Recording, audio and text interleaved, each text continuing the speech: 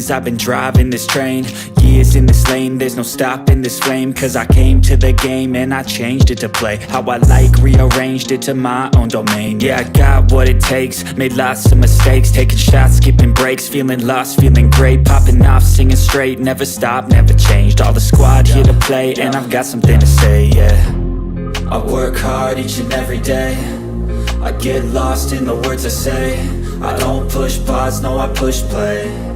I won't stop till I make a change. I withdraw on the things I make. I turn flaws into flawless traits. I build tall, never capped in space. I won't stop till I hear him say, oh, oh, la la la la la la, la la la la la la, oh, oh,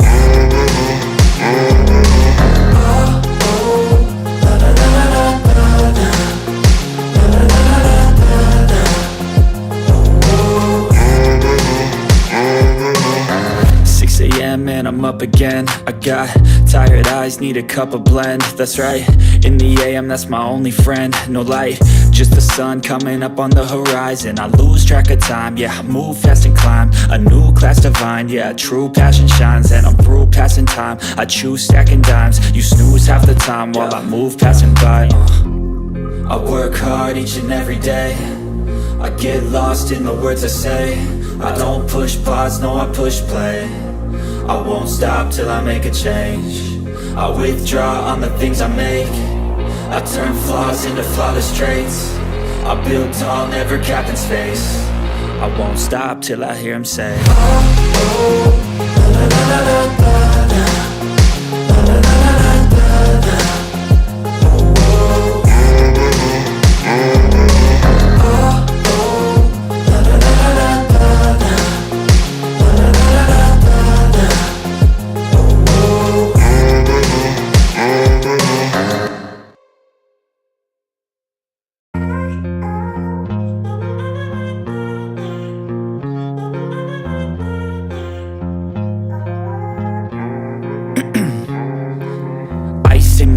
I've been driving this train, years in this lane, there's no stopping this flame. Cause I came to the game and I changed it to play how I like, rearranged it to my own domain. Yeah, I got what it takes, made lots of mistakes, taking shots, skipping breaks, feeling lost, feeling great, popping off, singing straight, never stopped, never changed. All the squad here to play and I've got something to say, yeah.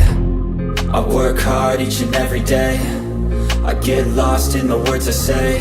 I don't push pause, no I push play. I won't stop till I make a change.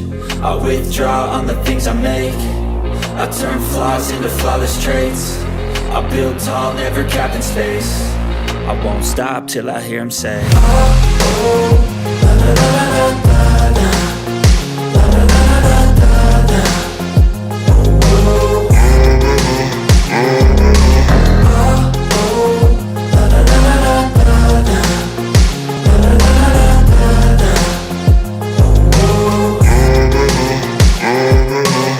6 a.m. and I'm up again. I got tired eyes, need a cup of blend. That's right, in the AM, that's my only friend. No light, just the sun coming up on the horizon. I lose track of time, yeah, I move fast and climb a new class divine, yeah, true passion shines. And I'm through passing time, I choose stacking dimes. You snooze half the time while I move passing by. I work hard each and every day, I get lost in the words I say. I don't push pause, no I push play. I won't stop till I make a change. I withdraw on the things I make. I turn flaws into flawless traits. I build tall, never capped in space. I won't stop till I hear him say, oh, oh, la la la la la la, la la la la la la, oh, oh,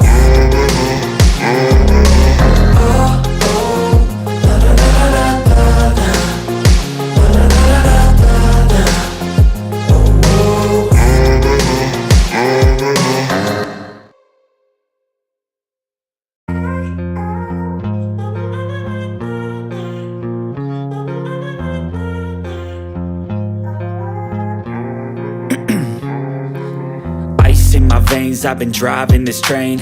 Years in this lane, there's no stopping this flame. Cause I came to the game and I changed it to play how I like, rearranged it to my own domain. Yeah, I got what it takes, made lots of mistakes, taking shots, skipping breaks, feeling lost, feeling great, popping off, singing straight, never stopped, never changed. All the squad here to play, and I've got something to say, yeah. I work hard each and every day, I get lost in the words I say. I don't push pause, no, I push play. I won't stop till I make a change. I withdraw on the things I make.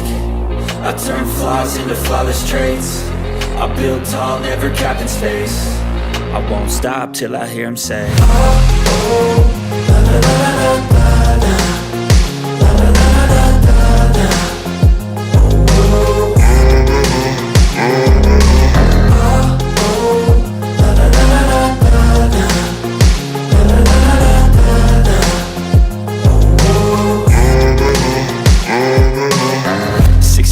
and I'm up again. I got tired eyes, need a cup of blend. That's right, in the AM, that's my only friend. No light, just the sun coming up on the horizon. I lose track of time, yeah, I move fast and climb a new class divine, yeah, true passion shines. And I'm through passing time, I choose stacking dimes. You snooze half the time while I move passing by.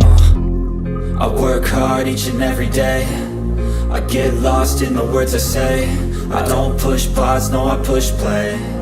I won't stop till I make a change. I withdraw on the things I make. I turn flaws into flawless traits. I build tall, never capped in space. I won't stop till I hear him say, oh, oh, la la la la la la, la la la la la la.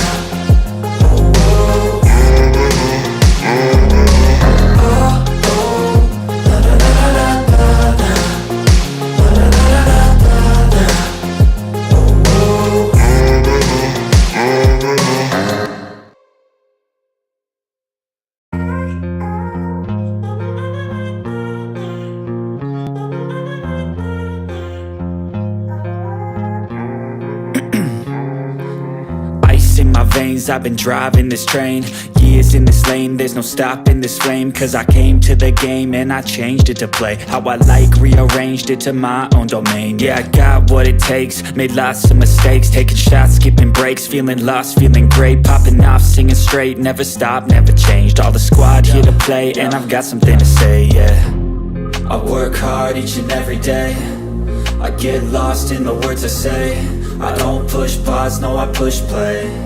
I won't stop till I make a change. I withdraw on the things I make. I turn flaws into flawless traits. I build tall, never capped in space. I won't stop till I hear him say, oh, oh, la la la la la la, la la la la la la, oh, oh,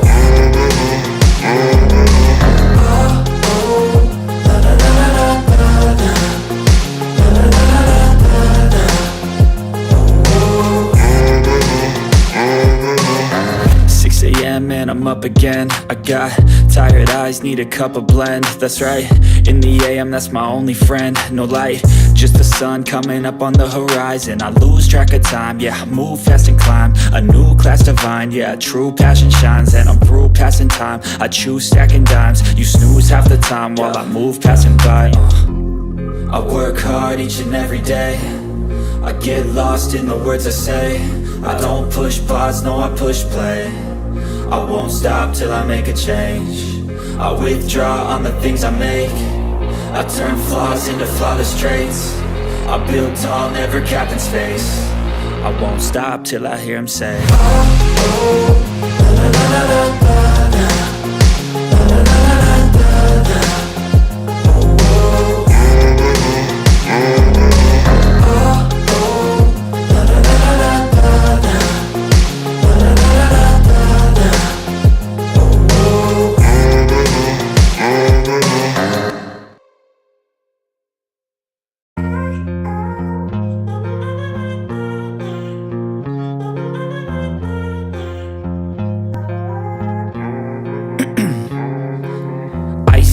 lanes. I've been driving this train, years in this lane. There's no stopping this flame, cause I came to the game and I changed it to play how I like, rearranged it to my own domain. Yeah, I got what it takes, made lots of mistakes, taking shots, skipping breaks, feeling lost, feeling great, popping off, singing straight, never stopped, never changed. All the squad here to play, and I've got something to say, yeah.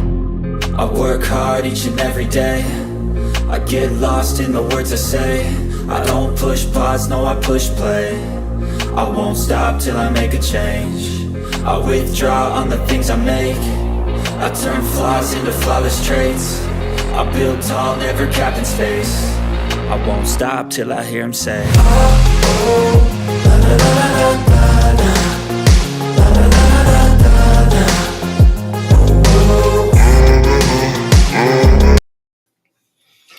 Yes, good people, big up to all of you. Good morning, good afternoon, and good evening. I wholeheartedly offer whatever to suit your time zone. I do hope you're all doing well.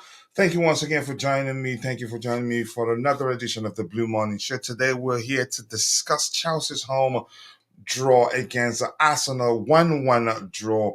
We will look into the game, talk about player performances, talk about the manager's tactics for the day. But before we do that, we will go news hunting on Vince, my bro and friend, X feed. Look at what's out there. You know already, not too many, not too many stuff is out there to talk about, but we will do that anyway. But thank you once again for joining me. As you're joining, be sure to drop a like on the stream, and also do subscribe to the channel if you haven't. We have just 14 people right now, 6 of those on YouTube, the rest on X. And if you're following the show on X, do us a favor, take a second, drop a like on the video on X, and also follow our X account. That way, when we go live, you'll be notified. You're not going to miss anything. So thank you. Thank you once again for joining me.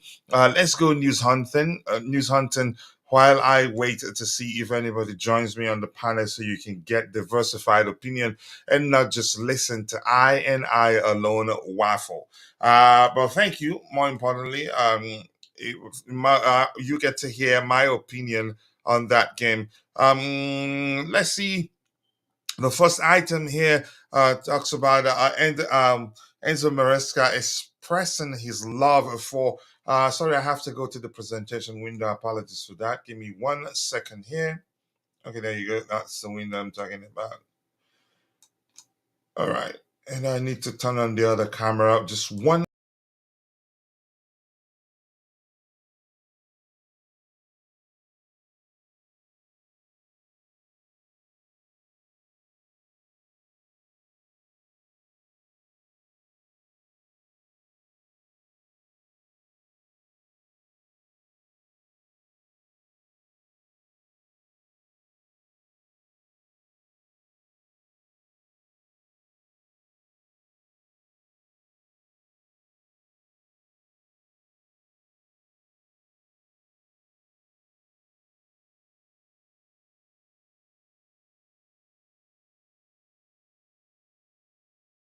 All right, no problem. I'm back. It looks like I'm gonna struggle turning it on more. Maybe when Dante starts speaking, I will go try turn it back on. I'm not sure whether it's broken. It fell the other day. But that's by the way, Constantine Dunn.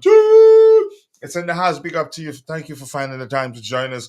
So Enzo Maressa here saying according to Fabrizio Romano quoting Enzo Maresca, that report reads, let me say it again. I'm in love with with Wesley Fofana. He spent all of the season injured and came back in the way he's fighting every day. He probably has to play until the end of his career with pain. You have to be strong and knees like that. So I'm not quite sure what to make of the second sentence in the second paragraph. But Heston, he's a good player. We've always known that. He's still not polished fully. I just don't want us to risk it all the time. But if he keep playing the way he played against Arsenal, wow, then let him keep his place. But I still think we need Tosin in that lineup. I'm glad we have him. The argument was never that he was a bad player, but he's looked under pressure. He's looked confused. He looked panicked and all that. But that's by the way, Dante, big up to you and thank you for finding the time to join me on the panel. Anything you want to say about Wesley Fofana before we move on to the next topic we have lined up? Because we're trying to see if we can find some news items to discuss. Yeah, big up, coach. Big up, big up, big up, big up, Big man. up everyone in the chat as well. Yeah, look, he had an amazing game. He had a really good game, and we have seen that. This is probably his third really good game that he's played all season. So it just hasn't been quite consistent enough. But yesterday was a perfect game of what he offers. So yeah, 100%. He had a really good game. One of the best players on the field, definitely. So yeah, look, I always liked Fofana. I knew it's going to be a little bit harder coming back from the injury, but he should be pretty fit by now. That shouldn't be a problem. Maresca saying that he plays with a bit of pain there. Well, yeah, I'm not sure why he has pain, to be honest, but he shouldn't really be having pain there. But so that's an interesting comment about the pain. Kind of gives him a bit of an excuse in a way, in a little bit. So I'm not sure I like him saying that, but yeah, look, he's trying to say he's tough and he's resilient and he's playing through pain, or he can play through pain. Just depends how he said it, of course, Maresca, because sometimes these, yeah, they're not always accurate. Maresca sometimes says stuff in English, but it's not exactly what he means. He's putting it like a Italian twist on it. But because I understand it a little bit, so I can understand sometimes he's saying something, but he's quite not meaning it that way. It's just a bit of lost in translation with the English a little bit. So he's done that a couple of times this season already. So, but yeah, look, he's good. Like I said, I have no problem if he plays like that. He needs to stay there, play every week. Just the consistency hasn't been there. He's done a game like this, and then he's had another average game. Then he did okay, and then he had a really good game, and then another average game, then a really bad game, and then now a really good game. So consistency is the key. I'm not too sure that's got anything to do with his previous injury. That's over and done with. This is a bit of form, but even that, I don't really buy it too much, to be honest. I think if he didn't do it at all, then there's a problem. But he's already done it. Like I said, this is the third time he's played really, really well in the game. So it's there. It's just, yeah, little things that he needs to, to fix, obviously. But overall, yeah, very happy with his game yesterday. Hopefully, he keeps it up. Yeah, in my opinion, again, he's a good player, no doubt. I think he's still not polished, but on his day, he can be the best player on the pitch. On his worst day, he can be the you can say the player that plays just like as if he's in primary school. He can be like that. The question isn't whether he's a good player or not, but I was concerned at how he struggles under pressure. But let's see how that happens. What else do we have here? Keep dropping the likes on the stream. The likes do go a long way. Big up to you too, Namaya Fowole. You become an OG here. Coach, we ended Arsenal title draw. A fair result. Cuckoo locked up Saka. Yeah, we'll talk about that. Cuckoo was just brilliant. And thank goodness I was one of those that didn't give up on him. Knowing fully well that he's a good footballer. And Kunku or Felix should be subbed on for Palmer when Palmer has a quiet game. I think the manager himself probably understands that the tactics and the absence of Enzo Fernandez is the reason why Palmer has come across as if he struggled during these games. He had to drop deep to pick up the ball and all that. Dante, I want you to talk about that a bit before we move on. We catch up with what we have in the chat, and then we go back to discussing the news item we want to catch up with quickly before going into the match preview exercise proper. Review, so to speak. Go ahead. Yep. Yeah, look, exactly what Coach said there. Palmer has to drop deep and cover a larger area of space to, get the ball, basically. So once he drops deep, there's really not much outlets. Jackson tries to drop a bit deep as well. He just got the wingers to go to. So, look, it puts him a little bit out of the game. I understand why Maresca is doing it for defensive solidity. I can't say that word again. Always get that one confused. Solid, as Bobby would say. He wants that defensive solid behind him. So Bobby will always go solid. Solid, yes. Yeah, he stretches the S. Yeah, yes. Double S, probably. So Palmer has to drop deep, gets it out wide to Neto or Madueke basically, and then they're left with two on one, two defenders against one, and it takes him a bit to catch up to the play. And we saw that a number of times yesterday. Neto got some good crosses in. Uh, Mudryk when he came on, and Palmer was just catching up from deep. He couldn't get there because he was so deep, trying to get possession basically because he wants to be involved. He wants to get a lot of touches. So the only way he does that in that with our defensive structure at the moment is if he drops deep. You saw the big difference once Enzo came in. That was different then. There was more passing. There was an extra midfielder there in that area to pass the ball, and it worked pretty much straight away. So it was a very good change. It's something else I want to say, Dante. Because of how simple he keeps things, people, Yeah. you just say they underrate him. They don't value what he brings to the table, unfortunately. No one does. But hopefully, the last couple of games, even yesterday, I've seen some more positive about him today. But there's still a lot of negative about Enzo. They're just saying, "Oh, it's just a simple pass he made, then it's an assist, and everyone thinks he's back." Well, no, it wasn't just a simple pass. You have to look at the play in a whole. How Gaming, somebody like Lavia could have held on. I'm not saying Lavia is a bad player. I understand what each brings to the table, and I've told you guys also that I totally understand what the manager is trying to do. He knows we're 100%. vulnerable defensively, and he's trying to play two defensive-minded sixes to help, you can say, solve that problem. Had it been Lavia, chances are he could have gone left or right. But Enzo, because of his vision and football and intelligence, he saw what's his name? He saw Neto's run and had to release the ball quickly. And what I was thinking was going to go left or right, but he saw the run and just placed it, and somebody was actually in front of him.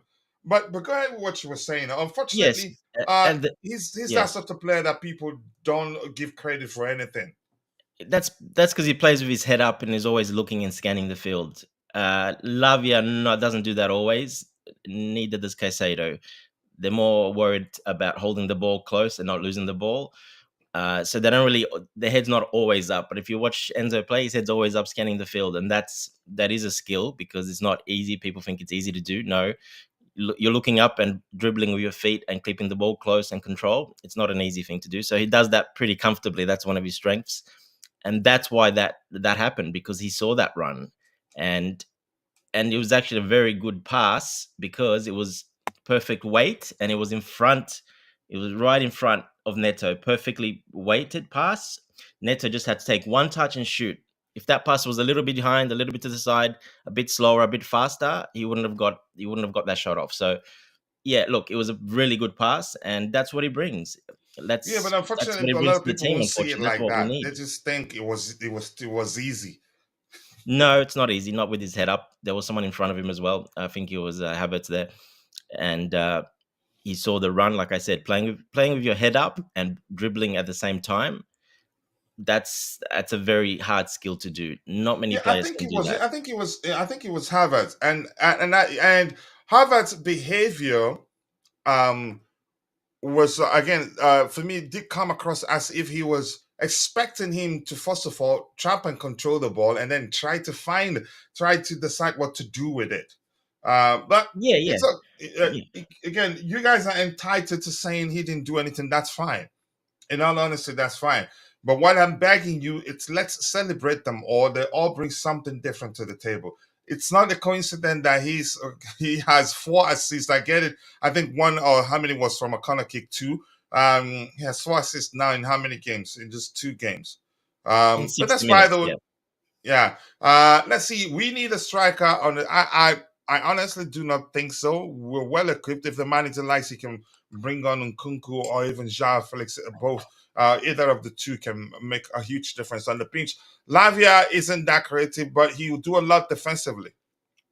He can beat the press effectively. He can fulfill the role of hybrid at 86. He's just not Enzo Fernandez, and Enzo Fernandez is not Lavia. It's that simple. And, the last couple of games, coach, just on Lavia. So yesterday and the last couple of games, you can see he was struggling a bit. I think that's because he's played a bit. he's played quite a lot, and he obviously came off with that cramp. I think it was just a cramp, so I don't think it's an injury. Hopefully, it's nothing too serious, but it looked like a cramp to me. But like I keep saying, he struggles with that extra, running around that he has to do. He has to cover a lot of ground, and you can see yesterday he kind of struggled a bit, even with his passing, and his overall play wasn't very good yesterday. Neither was the last game, to be honest. So yeah, look, I think Maresca will make that change. Like I said, we've got Leicester coming up. I don't see us playing. Well, I hope not. We cannot play with two defensive midfielders against Leicester and teams like that. That's where you need more attacking threat on the field. Yeah, thank you so much for that. What else do we have here? Fernandez did not a special 5-yard pass. Okay, if that's how you reach it, that's you. I'm just saying it's not as simple as a lot of people make it to be. But unfortunately, because they already don't like the kid, they will find a way to justify their argument that that's nothing. Because if people hate you, if you walk on water, they will argue that that's actually a plank below your feet. That's why you were able to walk on water. So I'm not going to get into that argument. Yes, we are title contenders. Here's the thing. Even mathematically, those are in the 6th, 7th, 8th position. They're still title contenders mathematically, irrespective of how you see it. I get your opinion. You are most definitely. I'm not going to argue otherwise. Seeing things from the perspective of where we are with our project, how good our squad is, and maybe the experience of our squad, I believe. I don't know. The argument that we're not title contenders, you cannot justify that. Whether we're good enough to win the title is a different thing altogether. But where we are in the table right now, we're definitely title contenders, even before that game, in all honesty. But that's a small opinion. Let's hear you, Dante, if you have anything to add to that.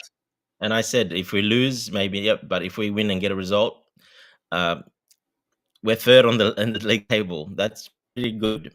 There's not much difference between, like you said, there's a lot of teams congested in that 19 to 18 points, but we're third on the table, and yeah, we're definitely title contenders because you're third on the table. You're close.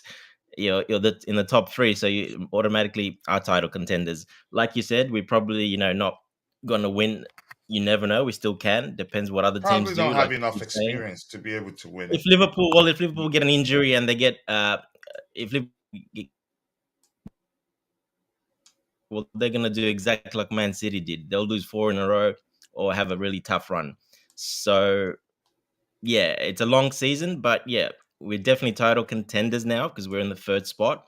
But it's a long season, and we'll see how it goes. But for now, at this moment, we are, because we're 3rd. Going by the number, not really the position in the table alone. Mathematically, we're title contenders. In all honesty, then it's another argument whether we have enough experience to win the title or whether we're good enough to win the title. That's a different argument, in my opinion. Exactly. And then, exactly. Yeah. So we're gonna start. We will hear from Bobby on whether he's changed his mind on whether we're title contenders or not from the numbers perspective and where we are in the table. Before we continue getting the news, we will please do not forget, gentlemen, we'll still get into the match review exercise proper. But right now, we're discussing whether we're title contenders or nothing because somebody in the chat, in J, serious troublemaker, did mention that. But that's, by the way, Bobby, let's get your opinion. Are we title contenders or not? Or maybe you'd like us to be 1 point just below, 1 point behind the table-topping team before you believe we are. I think mathematically we are. And when we are in the table, we're just title contenders, in my opinion. Before, let's hear you, Bobby. Big up, guys. Big up, Bobby. Dante. Big up, Bobby. Look, we're not title contenders. I'm not going to go on that. I've come on here to really big up my club, so I'm going to be saying some stuff. But we're not title contenders yet. I don't want that pressure on us. We're a young side. We're in a project. We're in a process. So you're seeing it from the perspective of experience and where we are with the project. Yeah, I think the project is a project. A project is a process. And yes, it's going well. But for us to jump the gun, what is it, 9 points behind the leaders, I don't think Mm-mm. it's the way to go about things. You know, we need to just watch, observe, and keep a realistic focus all through the season. If it happens, great. If it doesn't, you know, let's aim at our first target, which was top four. I don't think saying we're title contenders at this point is just my opinion. I'm not trying to get people to say what I say or anything, but I Do just you think have this an is real. opinion? Oh boy, do I have an opinion. You know me. So, you know, I just keep it as it is. I'm very, very pleased with what we're doing. I really am. I'm very happy with the manager we've got. You know, I'm sort of going to go to my other thing. You know me, I always have to have my little rant. Look, they came at us. They came at us for 2, maybe even 3 years. They insulted us as fans. They insulted the players. They insulted the club. They insulted the owners. I'll go that far as to say that. It was unbearable. Oh, Chelsea this, Chelsea that. Chelsea are stupid. They don't know what they're doing. Oh, these bloody owners. This was even from inside the fan base. They came at us in a situation where this club was practically torn down by its own government for all sorts of political reasons that had nothing to do with football. We lost our club, our entire club. The owner had to give it away, losing billions. We started from scratch. At one point, we were stopped for months from plying our trade. These guys came in. Thank God for them. They picked up this club. They picked it from the basement, really, and said, "Do you know what? We need to now. They've torn us down. Let's completely tear this thing down and build it up just in our own way." The fans turned on. Well, some fans turned on them. Oh, you shouldn't do this. Oh, you shouldn't do that. Oh, yada yada yada yada yada. And a third. We went through a season. Oh, yeah, Chelsea are buying too many young players. Oh, Chelsea are doing this, Chelsea are doing that. Not knowing that to build takes time. To build takes things that you do things that just look a little bit unconventional in the beginning, but you're starting. Yeah, they made some mistakes. Everybody makes mistakes.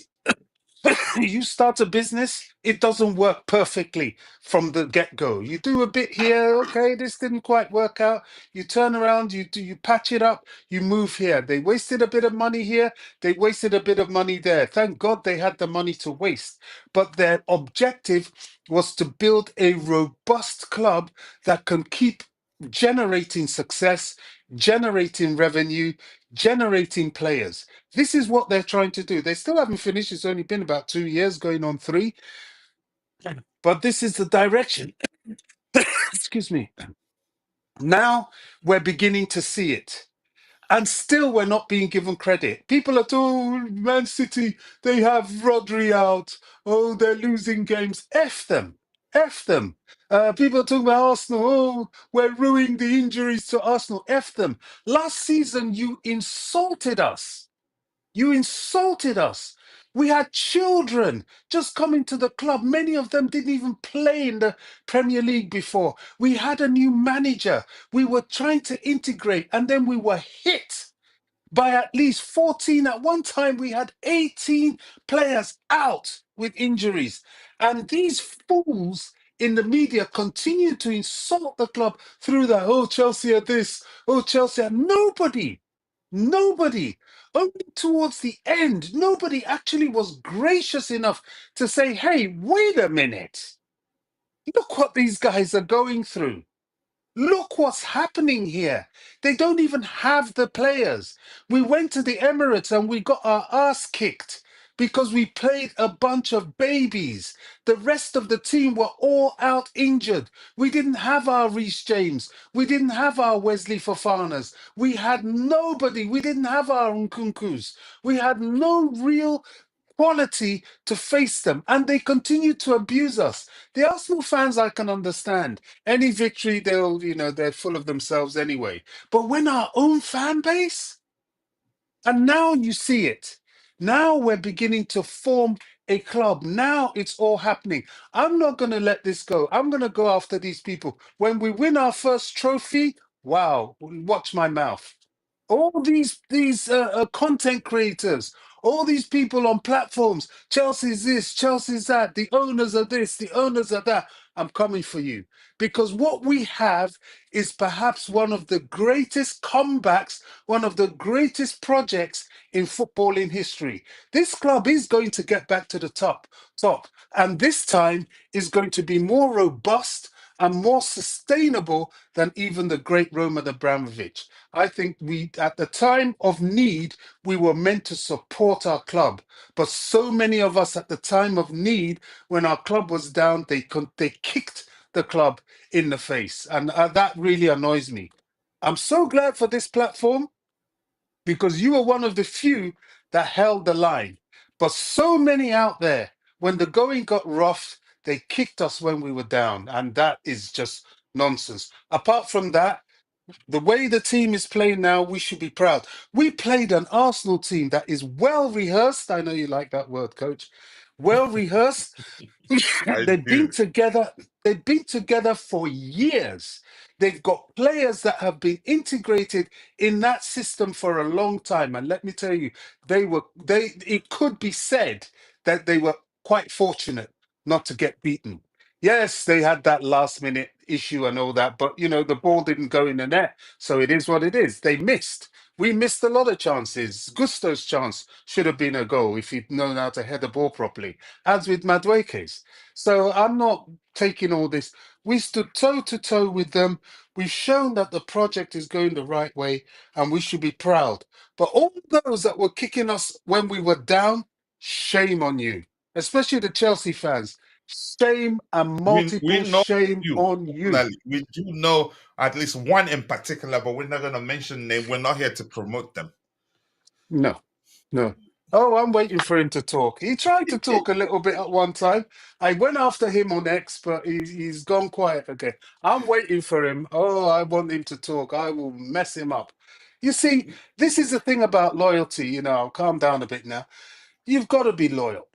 You pick a side. You stay with your side when, no matter what. You don't start to. There's a difference between supporting and following. I've supported Chelsea for decades. I've seen it. I've seen rebuilds. I've seen us go get relegated. Do you know how painful that is? That is horrible. But I've also seen the ultimate in glory, the two Champions League victories, Premier League championships. I've seen all this. So sometimes you just hang on. On Saturday, I was out with a guy who supports Norwich. I had so much admiration for him because he was talking about their new plans, their new ownerships, and so on. But he travels to go and watch them. Where are they? They're playing in the championship. They've been a yo-yo club all the time. But will he ever budge? No. Will he ever talk badly about the club? No. He acknowledges the reality, but he supports his club. That's what we do as football. Football is a cult. Football is a tribal thing. You support your side. You don't attack your side. Shame on all those so-called Chelsea fans that attacked us. I'll just rest my case because I've said enough. Rest your case, Bobby. And I like it that you use the term rest your case. You're a good lawyer. I I appreciate that. I know, but good talk. Good talk. I appreciate always nice at least to listen to you talk about Chelsea. The the passion truly is unmatched. I'm drooling on the pass from Enzo Fernandez. Vic, just continue your crying. Leave me alone. What else do we have here? And Lord is saying that Chelsea were defensively poor when Lavia went off. Arsenal played through the middle when Enzo came on. Here's the thing. I'm not saying Enzo is the most defensively solid. We know, and we were one of the first that started talking about why the manager has opted to again. He's decided he's preferring the pairing of Moises Caicedo and Romeo Lavia to achieve defensive solidity. But we do also mention that when Enzo isn't on the pitch, we lack offensively. And here's the thing: his absence also is one of the reasons why what's his name? Cole Palmer is coming across as if he's struggling, but he isn't. You have to understand football. Pay attention to the pattern. When what happens when he comes on the pitch, and Palmer will be closer. Will not doesn't need to drop deep again to get the ball. He stays. You can stay closer to Coach, the final third almost always. can I Sorry. please say something about this Yeah, go ahead. particular point?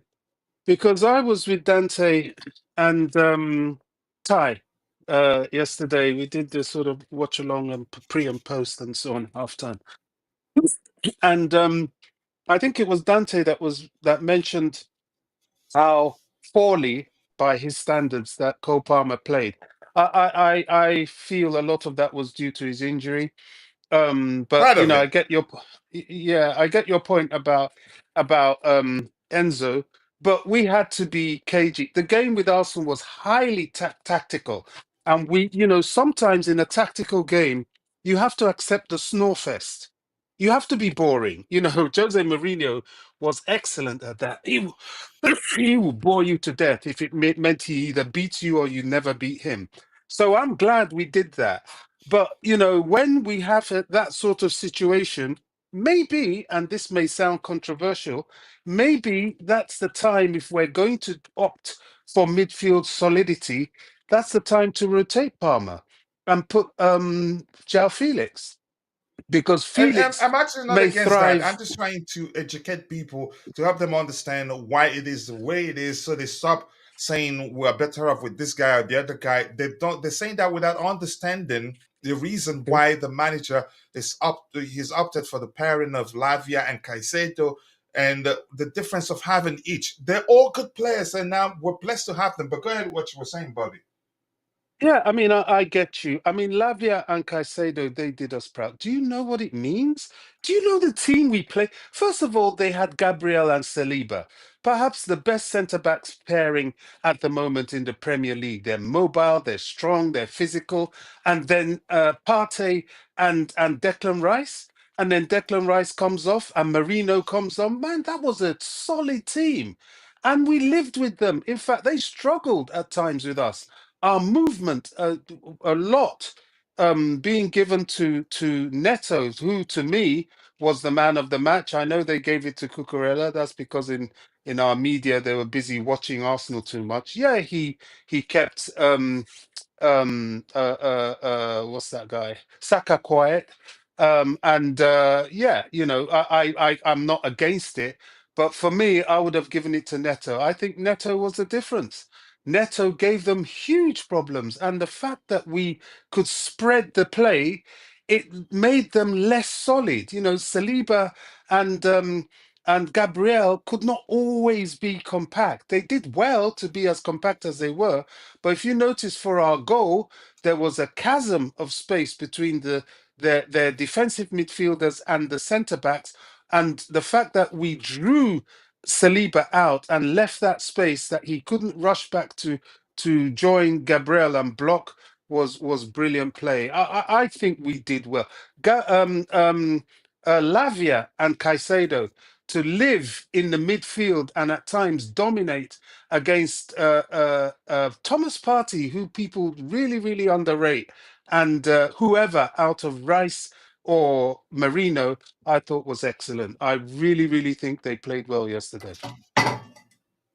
Well, I just spilled coffee again today. All right. Let's catch up with what we have in the chat. I'll come back to the panel. I don't think we have any more news item. We'll just go straight to the rumors that you could say briefing from Christopher Nkunku's camp. I did expect that, but we'll get to that in a bit. People don't realize how important Enzo is. Our creativity has died with the Lavia and Caicedo pivot. All teams do now is Mark Palmer and Will Clueless. Yes, then. I'm gonna say this. I understand the difference of when he's on the pitch and when he's not playing. And I understand the reason behind the manager's preference of the pairing of Caicedo and Lavia. I'm going to say that once again. We, from the start of the season, after the Man City game, we started scoring a lot of goals. But at the same time, you must not forget we were conceding a lot. Now, the manager is doing what Mauricio Pochettino didn't do, even Potter didn't do, in realizing that we have a problem defensively. We lack experience, maybe defensively, in the absence. If we don't, if what's his name, if the Sassy or Tosin isn't playing, we do lack experience. Even when the Sassy is on the pitch, we have issues because of the way we play. So the manager now is trying to find a way to ensure we have two pairing of 2 6s that are capable of screening the defensive line, protecting the defensive line, show them whatever language you prefer. And he did say it, that at one point, which I will interpret to, if I can remember what he said, I would interpret that to when things become normal, we start seeing the pairing of Enzo Fernandez and one of Lavia or Caicedo. And I understand that. But here's why I'm trying to educate people is they think that's it, Enzo is done. That we're better off when Enzo isn't playing, not seeing things from an offensive perspective also at the same time, not realizing that since that starts happening, we've started scoring less and less goals. I'm not saying we don't have a problem there. The manager is solving an issue we have, and I'm all for it. Dante, if you want to come in anytime, please do let me know. But I'm going to try and catch up with what we have. Enzo Fernandez is slower. You don't have to take it to that level, brother. Let's what else we have here. People saying 5 passes. His impact was much more. He's always pushing to go forward, not backwards. And he has the vision. In most cases, he wouldn't go backwards. He has the vision to progress the ball anytime it comes to him. And I refuse to buy into the argument that he's not physical. He can be physical, but he's from a country where he'd rather draw a foul rather than fight you. And in most cases, he wins the foul. But if need be, the truth remains you cannot get the ball off of him. Yeah. But that's not the argument. The argument here, please, let's go with they're all important. They're all Chelsea players, and we're blessed to have them. Why do you think the rumors are emerged that Real Madrid want them? Probably it's them testing the waters to see if he'd want to join them or whether we're looking to sell. But the truth remains we're not going to sell him. The club knows how good he is. The manager knows how likes him too. But he just has a problem to solve right now, which he doesn't need him. 100. Enzo Yeah. is very much a part of the plans. He's going nowhere. He's going to be in that team. Yes, we have to rotate sometimes. All the top teams do. Look at the Arsenal. They had Marino on the bench. Nobody's talking. It's always acceptable when somebody else does it, but when we do it, it becomes a problem. Nah.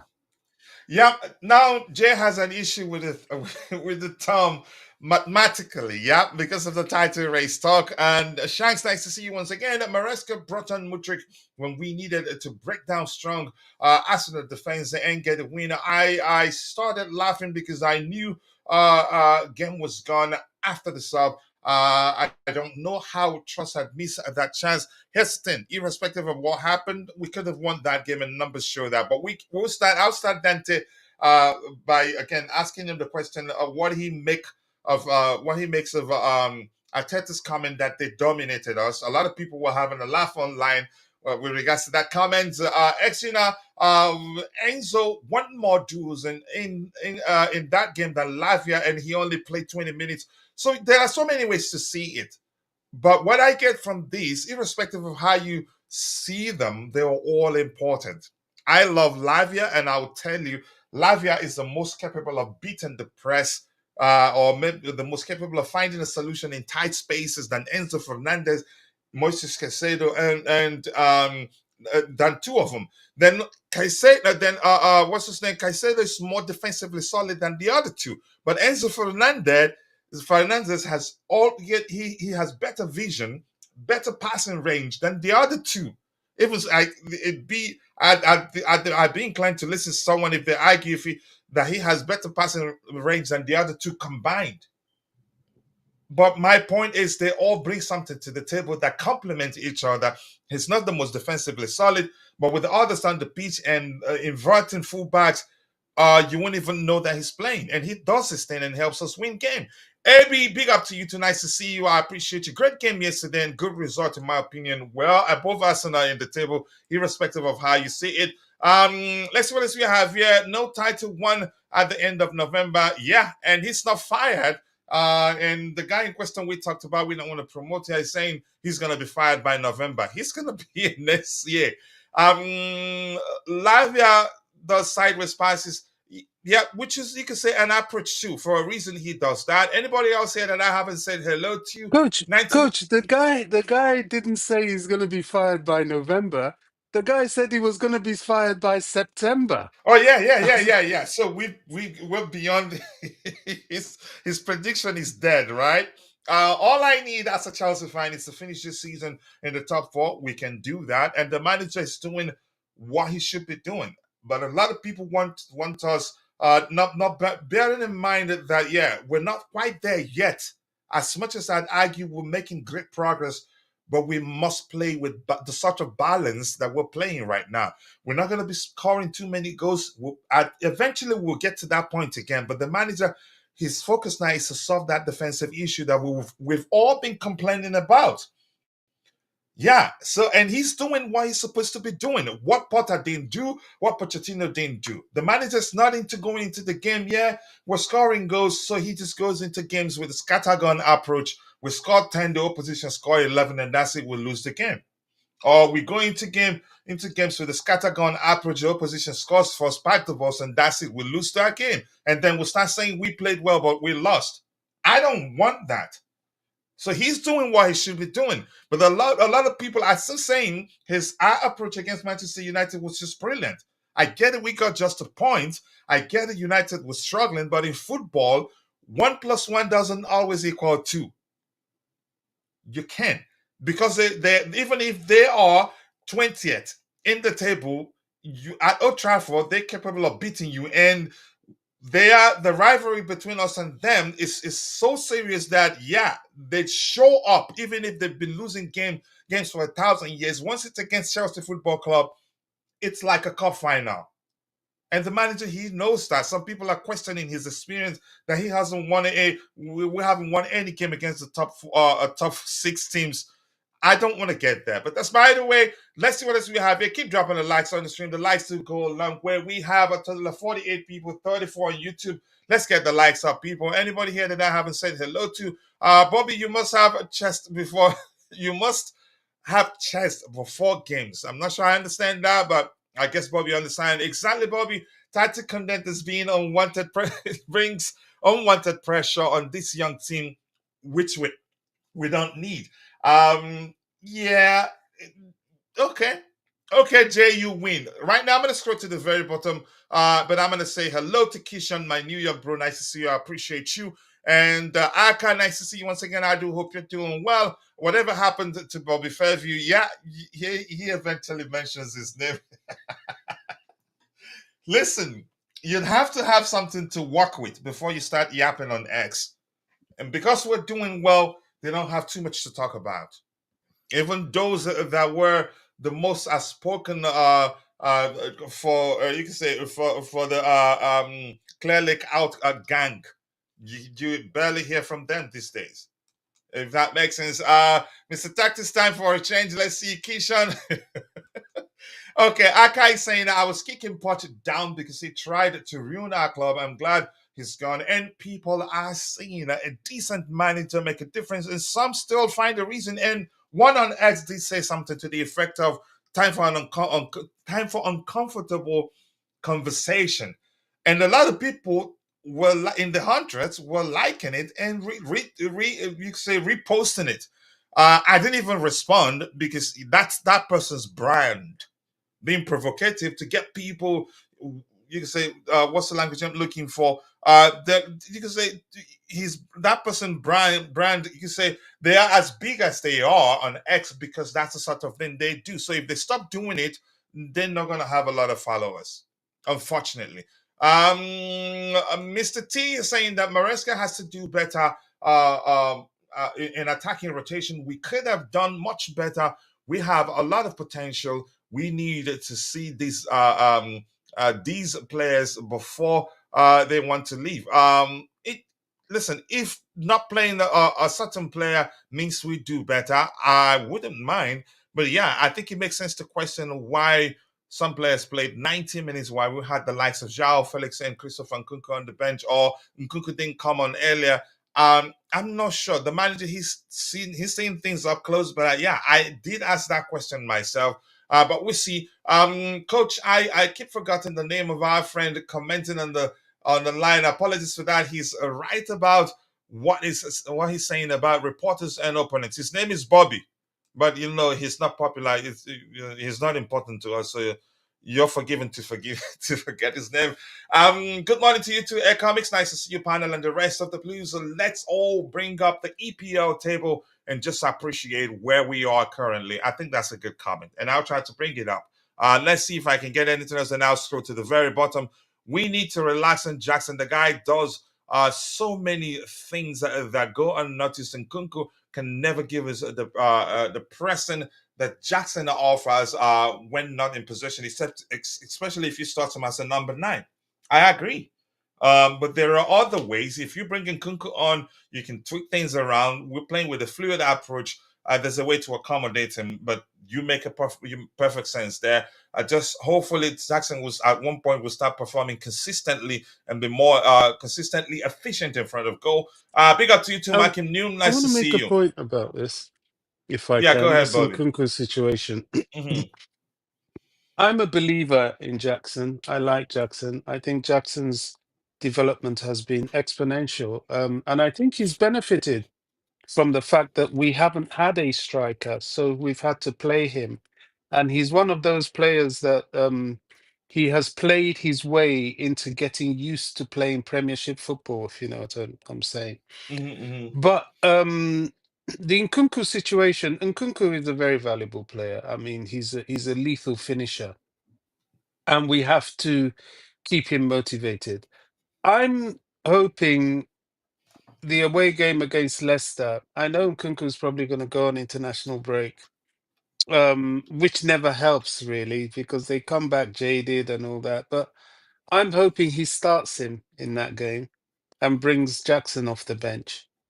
I think there are some games that you can now start rotating them, even in the Premier League, just to keep Nkunku motivated and to make him understand, look, we're not team A or team B, we Mm-hmm. are just a team, and sometimes you will get your run out in the Premier League.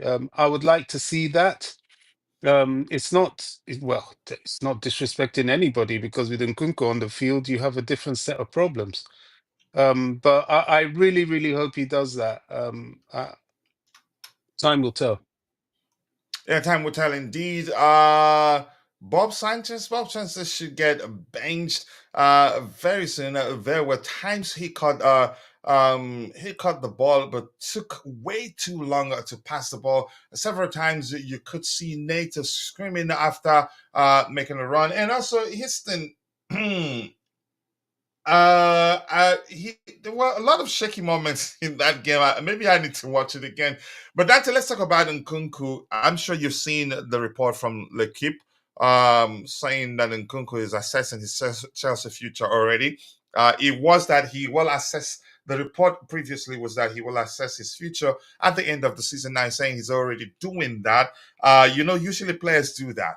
When they don't get what they want, they get their way at the club, they start using the press to put out a brief. And L'Equipe is a French outlet, so it makes sense that he was able to reach out to them to get them to start talking about his future. And for me, I'd say really he's ungrateful. He's ungrateful. We signed him. He was out injured for like 1,000 years, and we were patient with him. Why is he And when he got the chance in the Premier League, he didn't take the chances he had, except for one time. But the other ones he's missed. Again, let's say he's had 10 opportunities to help us win games, or in a few games. Let me just put it like that. And he missed 9.5, in my opinion. But Dante, let's hear you. Yeah. Yeah, he hasn't been in the best form, to be honest. Like you said, he's missed quite a lot. He was looking a bit off the pace as well. Still goals because, yeah, the penalties and against Noah, obviously, as well. But before that, the games, no, he didn't look good, especially when he came on. No, he didn't look good at all. But this is normal, coach, for the more top sort of players. It's this is what their agents do. They're just trying to have players, and this is what the agents do. I'm not sure this is in Kunku himself. This is most likely his agents doing their job basically, and this is what they do. Just a little reminder that we're not that happy, and we want to see, but it's so early in the season. I keep saying coming this, if Jackson gets an injury or gets suspended, which is going to happen because he gets so many yellow cards, who's going to play a striker position? Uh, it's just being professional by these agents. This is what they do. Like I said, they get the just just to say the club hears it and stuff. But B has already talked to them. They've both already probably talked, and he's much for him. He will get time. Probably gave him the reason why he didn't come on, and yeah, it's too early to call anything like that for me, in my opinion. Especially with games coming up thick and fast very soon as well. And games coming up where we're going to play against more mid-table teams, lower half bottom teams. Yeah, it's going to be needed. We're actually going to play. When you play 3 games in the Premier League, 3 days in the Premier League in the December period when it all gets, you're going to need. He's going to play. I've called for this for a while. I would probably play Nkunku a little bit more. I agree that he should probably play a little bit more, just because how ineffective Jackson is against the low block. That's the only reason why. And I've seen Nkunku do much better against low blocks. Gets one chance and scores. He's more clinical. So in that sense, yeah, I agree. He should have come on probably a little bit earlier as well. We were talking with this about yesterday, and Bobby was saying that he keeps the defenders like Saliba and Gabriel quite busy physically, fighting them physically. So keeping them, occupied, and basically that was his role, and that's what he did quite well yesterday. So, he does other things, but against low blocks, the problem is, like yesterday, was not effective at all, as in creating or shooting or having that, trying to score. Didn't have a shot, didn't do nothing pretty much. So I would have expected Lukaku to come a little earlier, but like I said, we've got Leicester coming up. That might be a game that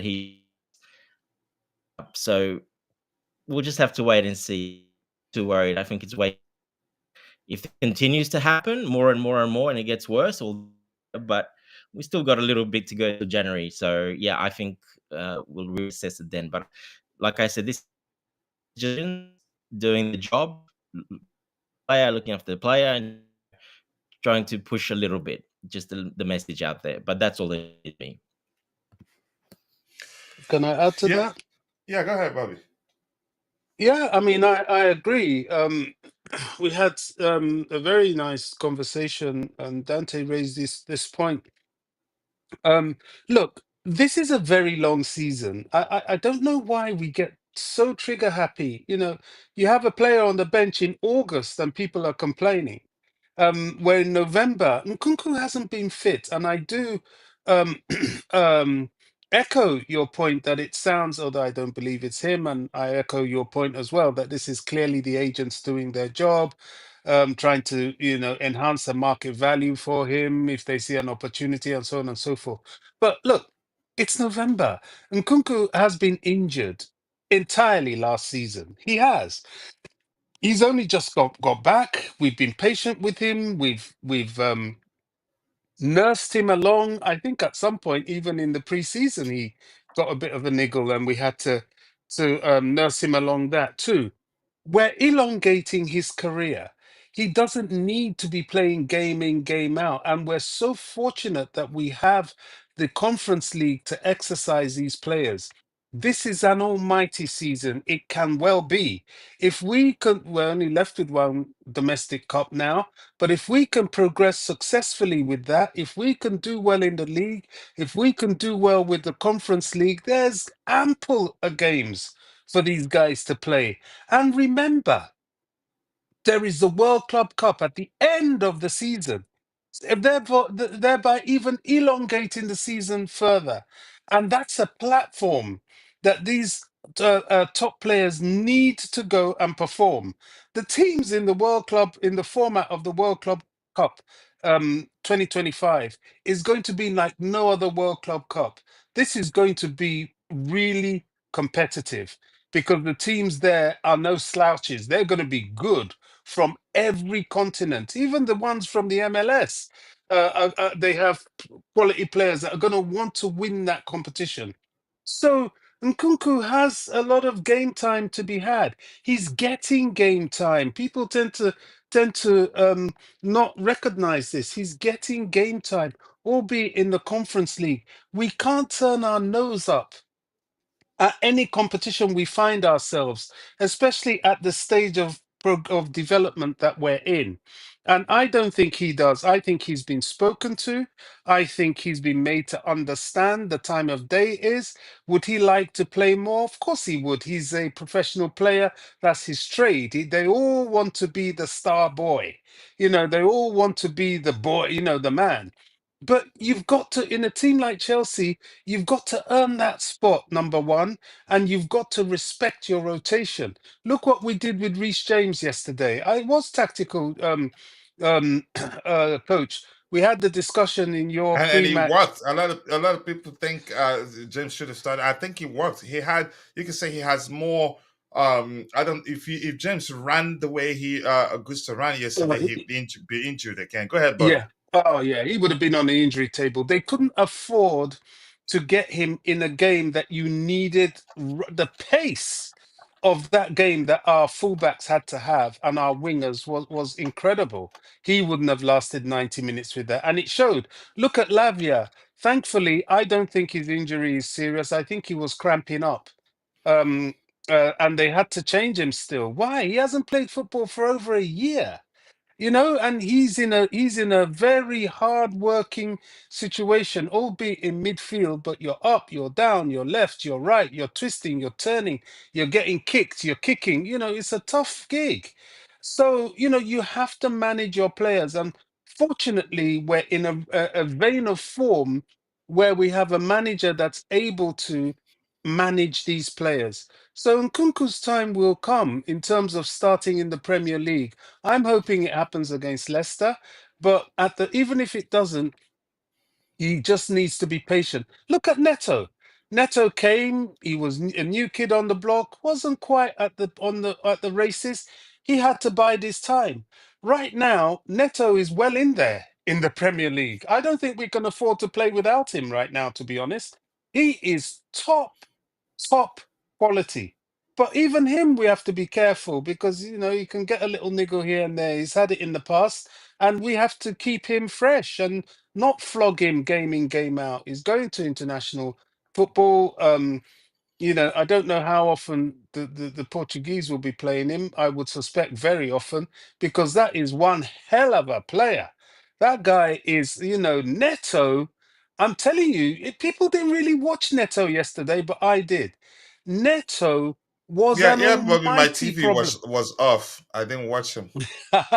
No, I was so No, but impressed, I get you. coach. I'm just kidding. Anyway, I know you know. Go ahead. Wow. I mean, this guy, he messed up Ben White such that Ben White started trying to kick him.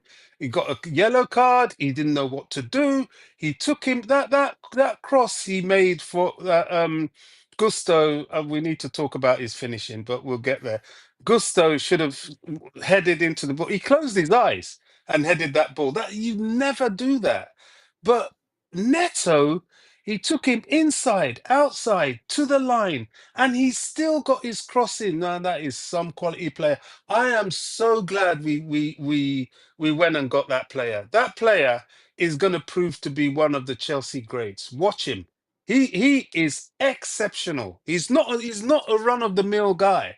And these are the kind of players that help Cole Palmer, because rather than all the focus be on him, who are you gonna watch? Is it Palmer? Is it Neto? Is it Sancho when he gets fit?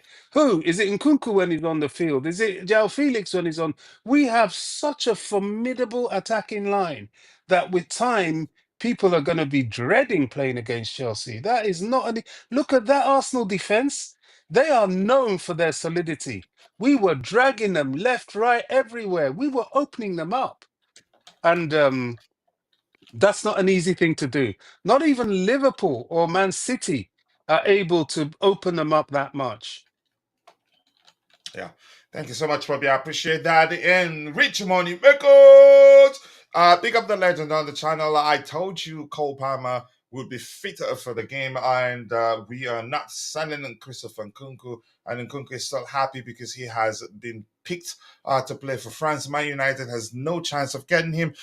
Usually clubs do sponsor such reports to test the waters, to see if the player is interested, or maybe the club would want to sell. I don't think Chelsea will be looking to sell Oh, Nkunku.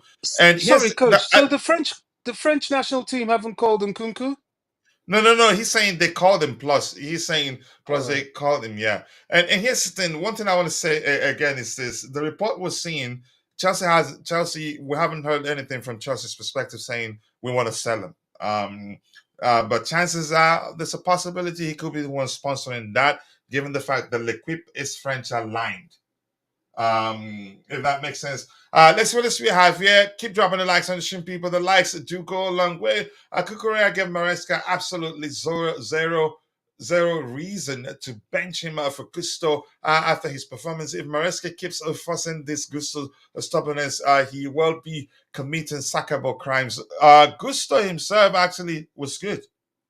Yeah, I get it, because the final product, people judge him based on that. But every other thing he was on the pitch to do, he did correctly. Overloading the midfield area, the attacking area, he did those. And I think the manager likes him, that he believes he believes that he will eventually master how to fulfill that role effectively. And you could argue, pay attention, the basics of what he did was almost always being available to be the one to complete the triangles. So when you're with the ball, you don't have to search too much to find someone available to release the ball to. And he did that effectively, in my opinion. And if you guys in the chat, can you please turn it down? Turn it down, Lord, Charles, all of you, turn it down, please. Turn it down. Have a conversation. You don't have to name call to make your point clear. Please, you don't have to. You don't have to say some nonsense to get your point across. Keep it clean, please. I'm getting pissed myself. I have to be honest. What else do we have here? It's a matter of if we haven't won against the top 6-4 teams, but the vision is clear and the CFC team is getting better. No Nkunku is again okay. His creative assist and scores is more valuable too. Houston, they all play for Chelsea, and I'm happy. And it's up to the manager to select who plays on a given day or who doesn't play. I will call it, since no one wants to. We need a better centre back. We cannot rely on Levi Colwell. Neto, let's get your thoughts on that. Yeah, look, yeah, he had a pretty bad game. His passing was pretty bad. His positioning was pretty bad. On the goal, everybody was the Martinelli goal. Everybody was holding a tight line, looking across the line, and he didn't look at all and just decided to step back completely. That's because his awareness wasn't there and he wasn't paying attention, and he kept them all onside. Everyone was completely offside by over a meter, nearly 2 meters. He decided to step back and kept everyone onside. So yeah, that was a very bad decision. Like I said, his passing just didn't look good yesterday, at all. He had a bad game. Look, he's done this again. Same with Fofana. they have one really good game, they have one average game, and they have one really poor game. It's the inconsistency of those that back two basically is causing a lot of problems. I hope Maresca, we'll see if he makes a change. I keep saying this. I think I would like to see Tosin in there just for that reason. It's a bit more stability, a bit more matureness. He can control he keeps his head up, always looks, is very calm, and he makes He the right. doesn't panic under pressure just like the other two do. Correct. He makes the right decisions, doesn't panic, and watches the play unfold, and then gets involved when he really needs to, not from the start. So that's what you need. You need a balance in that center pairing. You need a guy like that, and you need a guy like Fofana or Colwell. That's fine, but not Fofana and Colwell together. I'm still in that camp that I don't want to see them together. I want to see Tosin with either one. At the moment, I would probably leave Fofana in and put Tosin in and get Levi Colwell out. I think he's one of those players that seems to be undroppable even under our ex-manager. It doesn't matter what he did. And as soon as he didn't get a game, he would complain and start talking rubbish. And he's one of those players that you kind of need. I think Enzo needs to really say, look, sit down for a bit on the bench and earn your place back. Show us that you want your fight and you earn your place back. Because at the moment, I don't like some of the things, like the way he's doing some of the things, and his attitude when he did get, he doesn't play well as well. His attitude. Oh, yeah, So his attitude when he gets subbed in, right? If you remember, I did say that he comes across as if his body language that I didn't like that. He did come across as disinterested because maybe he felt like he should be starting games and Jackson is starting over him. But go ahead, what you were saying. yeah, pretty much. But yeah, look, that's normal. It can happen. That's fine. It can happen. It happens at every club. These players are very confident and they think they're better than all of them. So that's just how they are, and that's what the management is there to actually, But that's manage. fine. I Yeah, get concerned. It's an issue for me when it starts showing in their body language. It becomes an issue.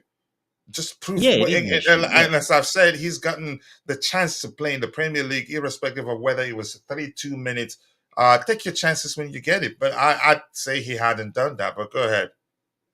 yeah. So we're speaking about Cole now, coach, not Nkunku. Okay, go ahead. Oh, sorry. Go ahead. So yeah, look, I think he needs to sit on the bench a bit and just to get it in his head that he's not undroppable. Because at the moment, I see that he keeps making these mistakes, and then on social media and stuff, after saying, nah, I'm still good. I'm still good. I basically will never get dropped. Yeah, I don't like that. I think he needs to just get benched, and even if it's just one game, just to say, look, you're not undroppable. There is consequences. So I'd like to see that, but we'll just have to wait and see what happens. But yeah, I definitely would prefer Tosin and Fofana and together, or Tosin and Colwell together. Mix it up a little bit, but I do get the argument that a lot of people were saying as well. Like Jay, he was one of the ones saying that keep playing Colwell and Fofana together so they get more comfortable with each other and learn off each other and build that relationship and chemistry for the future, because they're the future. Well, yeah, it depends how you look at it. That can be true, but also the now is very important for us as well. So, and it's not like Tosin's 32-year-old or something that's not going to be there for a while. So he's still, 26 or whatever he is, 26, 27 turned. So I want to see that change, but we'll see what Maresca does and how he handles it. But I don't like the attitude of players like that when they're doing really bad, having bad games, being bad, and then saying, "Oh, well, I'm basically undroppable anyway. It doesn't matter." That is not the attitude you want to see. Even in the European games, he's starting to struggle. Yeah. Yeah, he's Yep. starting to struggle. But let me ask you a question based on your enemy Vic. What we have on the screen, he's saying that the Brighton and Forest managers have done better than Maresca. First of all, the fact that we're both Brighton in the table. So the first name you mentioned there, I think we're both in the table right now. Yeah. Your argument doesn't fly, in We my beat them opinion. 4-2. So go back to work. Yeah. He's just hating as usual. He's anything looks like Maybe it. he wants to I think he wind should you go. up. Does he go to the Johnny Reynolds channel? I think he needs to move over there with Bobby Fairview. He's become a one of those really strong members over there. That's the only channel he goes to. I think Vic might need to go there as well. The way he's going on about it. Yeah, thank you so much for that. Good morning to you too, Jude. Nice to see you. I do hope you're doing well. I appreciate you finding the time to join the show this particular morning. It looks like night, but his AWOL, absent without leave. I'm not Big sure up, why Jude. it's not listening to certain commands. Coach, And I don't want to read that because you don't listen to yourself. Nkunku needs to play. Bring him on bring him on in the 87th minute. Bringing him on in the 87th minute is unacceptable. Nkunku is bigger than the Conference League. Does it matter? There's a reason why the manager is playing him in the Conference League and not in the Premier League. Maybe trying again to be cautious. That may well be the case, or maybe something else. So I'm not sure what to make of it. If he's bigger than the Conference League, he should prove it Yeah, I agree. by I keep saying this. We don't I'm, see what happens at training and off the field and stuff yeah. that they know that we don't know. So yeah, there's a lot of variables there. I'm just looking at the international call-ups, and some of Mhm. these are surprising me a lot. Like which one, Bobby? Go ahead.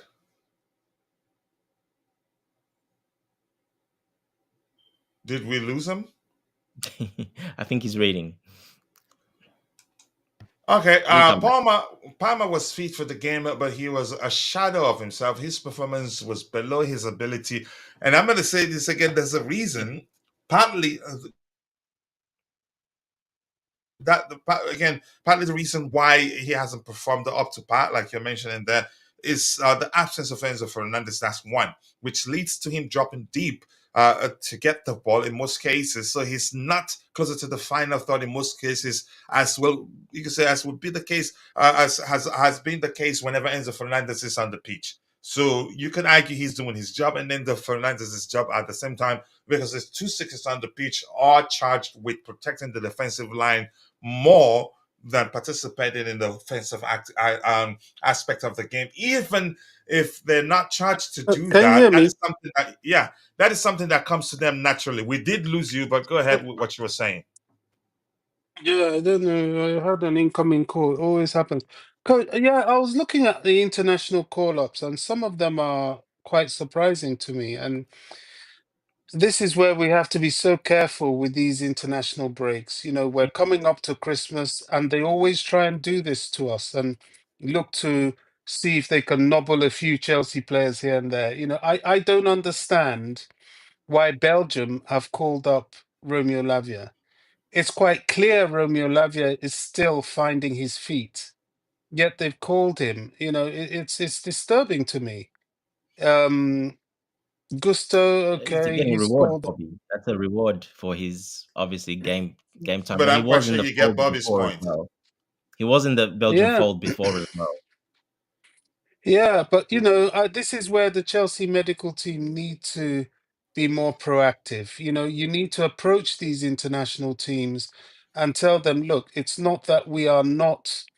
We like our players to play internationals, of course. It's good for their profile, it's good for the rep of the club. But this guy is still under rehabilitation. It makes no sense. Even he himself. Okay, that was Fofana. Fofana to France. That's another one. He was saying, look, he'd rather sit this one out, but they've called him up as well. It is what it is, but it's a little bit disturbing, and this is where the issue comes up with all these games. They bang on about clubs having, oh, you've got too many players, this and that and the other. But look at all the games they want these boys to be playing. It's almost inhumane. You're not even allowing people like Romeo to get fully fit. People like Wes to get fully fit. You're taking them out and you're adding more to their workload. I really hope they don't hurt Romeo Lavia in this game, because this is what they do. They will nobble them, shrug their shoulders, and then send them back. I can't say I'm happy about this. I'm Yeah, not Bobby, happy. but like you say, the club will. He came off a little bit. They can make some. Basically, it's just a reward for him playing again, and it's a good reward when he gets that. He's a young player, and I'm sure he's proud that he got called up. But even if he goes, he probably won't play much. But I don't yeah, know. he probably won't even go. To be honest, I'm sure the club Yeah, will say I think I agree with he's got a that on this strain or one. something. Very simple. It's same with In- Palmer. He's still they bruised. His even knees are call bruised. Palmer. Yeah. I mean, let me put it this way. Remember Ben Chilwell when we just managed to get him fit and we were just easing him in? What did Gareth Southgate do? He took him to the England camp. I thought that was really spiteful, and that was bad for the player. No, it was spiteful. It was bad for the player. You take him to the England camp. You know this guy is injury prone. He's not yet fully fit. You play him within 2 days of each other. He gets nobbled in the second game and he's out for the rest of the season. Now, who benefits from that, really? Who does? It's a health and safety issue, in my opinion. I think sometimes you have to work with the clubs, and your medical team as well, and take a decision that is of long-term benefit and is of benefit to the health of the player. They have more than enough to cope without some of these players. That's just my point. Okay, we say maybe they won't play that much. Let's see. But Belgium It have some yeah. very important games, and I don't know if they will honor that. To be honest. Yeah, look, Bobby, all the clubs do not want their players to go to international. I'm 100% in that. I know that for a fact. It's up to the player's discretion if they want to do that. In the end, they get the call up. The club talks to the player and says, "Look, you've got a bit of a strain. You don't need to go. We don't want you to go." It's up to the player. If he says, "No, I still want to go," he still goes. So they can't really do too much about it. The club, but every time the club does not want their player to go on international duty, that's just a fact. But the player makes that decision in the end. They've got that right, and they make that decision. I Yeah, don't think the thank you. players do have Yeah, a right. I think there is this FIFA rule that if you're called up, you must go. If I remember rightly, you can Google it. I don't think they have a right to say no. Neither does the club have a right to say no. Well, that's what I mean. Yes. No, but Bobby, there's always around. It's very easy not to go if you don't want to go. It's very easy. Like Cole Palmer, bruised knee, simple, can't go. Finger Neto, a little strain, whatever, in a calf, whatever. Sorry, not Neto, Lavia, like you Love you. said. It is very easy if you don't want to go. It's very easy not to go. The players, but they do want to go. This is the thing. Some want Salah to go. hasn't gone. Some, sorry. Mo Salah, he's dropped out. Yeah, but Just read that's that. exactly, that's what I'm trying to say. He doesn't feel it's important. Liverpool at the top of the league, and it's a very big difference. Plus, he's 32 years old. There's a big difference in age as well. But Mm. when you get to that age, the older you get, but these players just always want to go. Why? Because they get to represent their country, but just going with their teammates and those guys, they feel like one of them, and they see themselves as a part of the and, group. and A and if the star, you club know what I has mean? any reason to be concerned with the player participating on in international assignments, they'd make it clear they're not letting him go, and this is the reason that he's not ready or he's nothing a knock. We want to take care of him first. So that's the Yeah, reason I'm not going to be too concerned with regards to Romeo Lavia joining the Belgium national team yeah. camp, because if there's any issue, the club wouldn't let that happen. Just like uh, they have every right not to if they feel like, yeah, he's not fully fit. Yeah, And coach. The club will say no. We prefer you not to go, of course. But if Lavia wants to go, he goes. If he says no, I'm yeah, and fine. I I get want to go. Bobby's He goes. concerns. Yeah, Yeah, that's just how it is. Unfortunately, that's like Bobby said. If you get a call up, it's a mandatory. You need to go, but you can not go if you really want to. If there's a little bit of something there, a little strain or a bruised knee, like Palmer, like I said, or Lavia, then he can just say no. We're not going and the because of club that. can say no. No, the club cannot say no. No, if you have an issue that they can present to your country and say, or FIFA say, yeah, he shouldn't go Yeah. Well, now. that's what I'm trying to say. It's a grey area, and it's very easy not to go. But if these players, like we'll see Lavia now and Palmer, if they go, that means they wanted to go. Mm. That's what I'm saying. Yeah. Yeah. Yeah, we'll see. I mean, I'm just slightly concerned. Romeo Lavia has not been able to play 90 minutes for us all season, and now he's going on international duty. It just, you know, well, Yeah. we'll wait and see. But if he's out for the rest of the season because of this, I just don't see the value to club or country for that. Yep. That's just football, Bobby. Unfortunately, this happens all the time.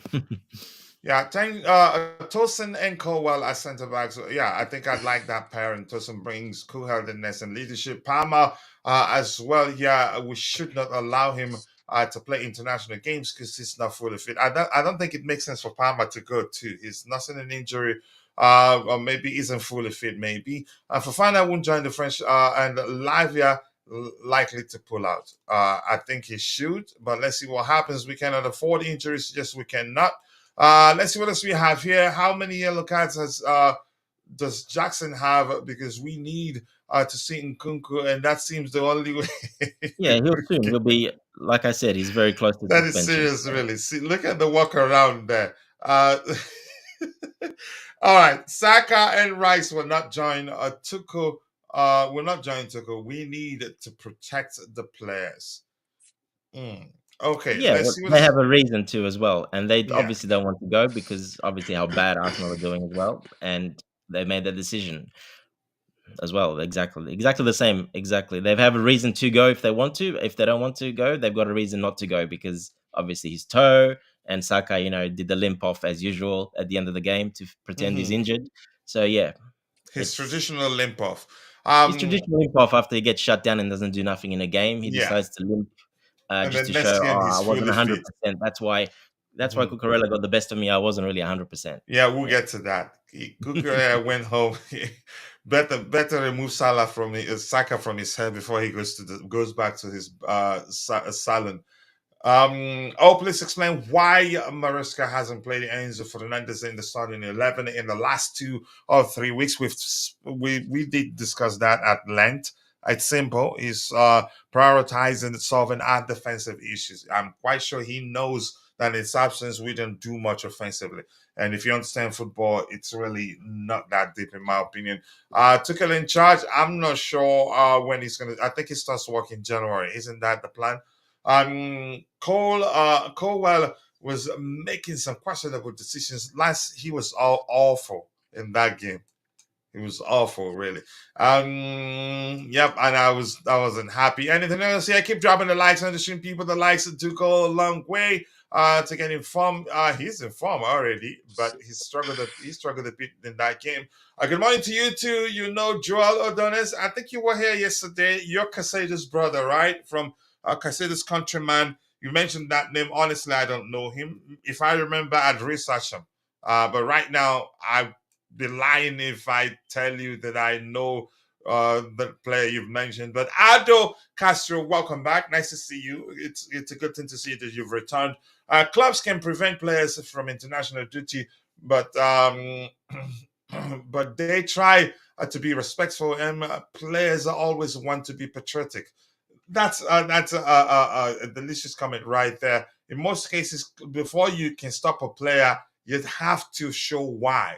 You'd have to show a good reason why it doesn't make sense for them to participate, represent their country internationally. Because I can quite remember. I remember quite the situation where the Nigerian FA had to, what club was that? Report them to FIFA for refusing to release a player. So, but I'm not well acquainted with the rules. But the countries can say, yeah, you have to let them go if the player wants to join. But the truth remains, I don't think a club would say no if a player didn't give them the green light to say no for a reason. But it's not that simple, really. Let's see what else we have here. Dante doesn't answer us after him being promoted to. Of course, I do. Sure. Say in the I'm not chat sure like what you he just did. means there. But go ahead, What Dante, you if just you did there, and understand. I'll answer you 100%. Big up, Rain, 100%. You just got to answer. I haven't seen you say anything about anything, so Okay. Dante hasn't seen you say anything about anything. Robbie Musto, a good pundit. I love him. Whatever he says that he's saying Robbie Musto, given this project and how young the team is, I thought Chelsea was surprisingly close to Arsenal in terms of the way they play and physicality. I think they are learning a lot. They are looking really good. We are. We are, honestly, and I love that. Like we stopped Enzo from joining the Olympics. Yeah, we had the right to. He wanted to go. He really wanted to go, but we said no. But that's I think the I think Olympics the game Olympic one. rule is I different. think the Yeah. rule yeah, is different. Yeah. correct. Yeah. Yeah, here's a report about Nkunku. We've talked about that. No need to go back to that again. Anything serious here? Nothing serious except the fact that, yeah, let's talk about this. I'm going to start with you, Dante, before I go to Bobby. Arteta said that they dominated us, that they were just unlucky. But look at it here from Squeaker. Squeaker says Chelsea and Arsenal both going into the international break 9 points behind leaders Liverpool. Goals scored one apiece. Expected goals Chelsea 1.28, Arsenal 0.99. Shots 17 shots to Arsenal's 12. Shots on target Chelsea's 3 to Arsenal's 3. Touches in the opposition box Chelsea's 24 to Arsenal's 17. Pay attention to that area. Possession, yeah, they finished it with a higher possession towards the end of the game. Corners for us and Arsenal's 3 only. Fouls committed, we could 12 for each team. But Dante Arteta thought they dominated us. Let's hear you. Yeah, of course they dominated. Yeah, right. Look, Arteta is usually quite delusional, but this season he's completely lost it. I don't know what's going on with that guy. He's obviously under a lot of Reminiscent pressure. of Pochettino, in my opinion. Lots of excuses. Yeah, something's going on there, and under a lot of pressure, and he comes out with these crazy comments like he did, after they lost to Inter Milan. They didn't do that well, to be honest. They said, if we play like that, we'll beat basically Chelsea easy, no problem. So, yeah, just some delusional comments lately.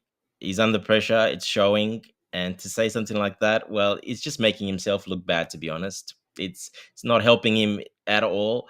The players would know that as well. And yeah, I think there's trouble coming for Mr. Arteta. When coaches start doing this and start saying things like this, and it's completely delusional, the players, even the Arsenal players, will know that, and they hear that. That's not something they want to hear. A lot of them will not want to hear that either. So yeah, he's got some trouble coming up, I think, Mr. Arteta. And had we won that game, I think the fans, a lot of a lot of Arsenal fans, uh, would turn Yeah, against, a lot of turn Arsenal against him. fans want him out because they didn't win already. Like they've turned completely. It's like 60% they want him gone now because they think the title's gone. And before it was like 70% they still wanted him. Now the tides are completely turned. Most of them, they can see that there's something wrong and it's not happening, and the way they're playing and the way he's using his players and his comments especially, which are very delusional lately, especially this season has been off the charts how delusional some of his comments are. Yeah, I think it's getting to him. I think he's under a lot of pressure, and we know the Edu left as well, his guy that brought him there basically, and they worked together these 5 years. He's gone, and I think there's change around the corner, and I think he's feeling that pressure. So he's trying to hang on and talk as positive. But when you talk overly positive and delusional like he is, that's usually big red flags. I think I believe you. Serious red flags right there. He's struggling. They still have a good squad, but they've never since last again 3 years ago. They haven't had, you could say, a good enough squad in terms of winning the Premier League, or depth maybe. Let's see what else we have here. Rain, nice to see you once again. And Lord Dante is a board director right now, from captain to board director, right? Big up GFC Golden. Nice to see you. I do hope you're doing well. I appreciate you finding the time to join the show this particular morning. And let's go back. I think that's it. This is a good one that we've talked about that. My takeaway of Chelsea Matic is still learning, still not consistent. There's still a question mark on whether that position might be upgraded. I don't think we need upgrade in that position. Nato's favorite position, in my opinion, is right hand side. And Matic, he needs to mature, you could say, as quickly as possible. Otherwise, he's going to find himself occupying the bench, in my opinion. Maresca doesn't look like he takes prisoners. If you don't perform, once he decides that's it, you're gone. Cucurella, I really do want to talk about him. He's a player I love so much, and I'm going to say this: thank goodness I wasn't one of those that was calling for the club to sell him. And I told people at the time, if he eventually if he leaving Chelsea will be down to his salary and not whether he's a bad player. And now he's shown that he's an excellent player. So even with the salary, I think the club will still keep him. I don't know what it takes for the club to decide to sell him, but that's, by the way, he was just brilliant yesterday, and I'd say, yeah, he's right. He rightly won man of the match, in my opinion. I get it. Pedro Neto scored the goal, but Cucurella, he operated as a sweeper player that we call him here. He was everywhere. He wasn't just doing his job on again in on the left hand side. On occasions he was central. He was literally on the right hand side, actually cleaning up behind his fellow defenders. I think he was just brilliant, and we will look at this numbers in a bit. You could argue, I think Enzo Maresca, he thinks ahead. Even though he tell you we'll take it game by game, we're only thinking about the next game. I think he's Cucurella played week in certain game, right? And then rested. We knew he was going to start this game because he didn't play midweek against was it Noah FC. So if that tells you if Nkunku can be patient, just keep working and don't let your body language show your dissent of the manager not selecting you for games. I think you get a chance to start in the Premier League too. But if you start showing that, yeah, you should be starting over Jackson or everyone else at the club, that you're the bigger than them, and not perform when you get the chance and not take your chances when you get them, then you're never going to start in the Premier League. But that's, by the way, Dante, let's talk about Cucurella. Play him week, he does his job. Play him in the Premier League, he does his job. He's such a professional too.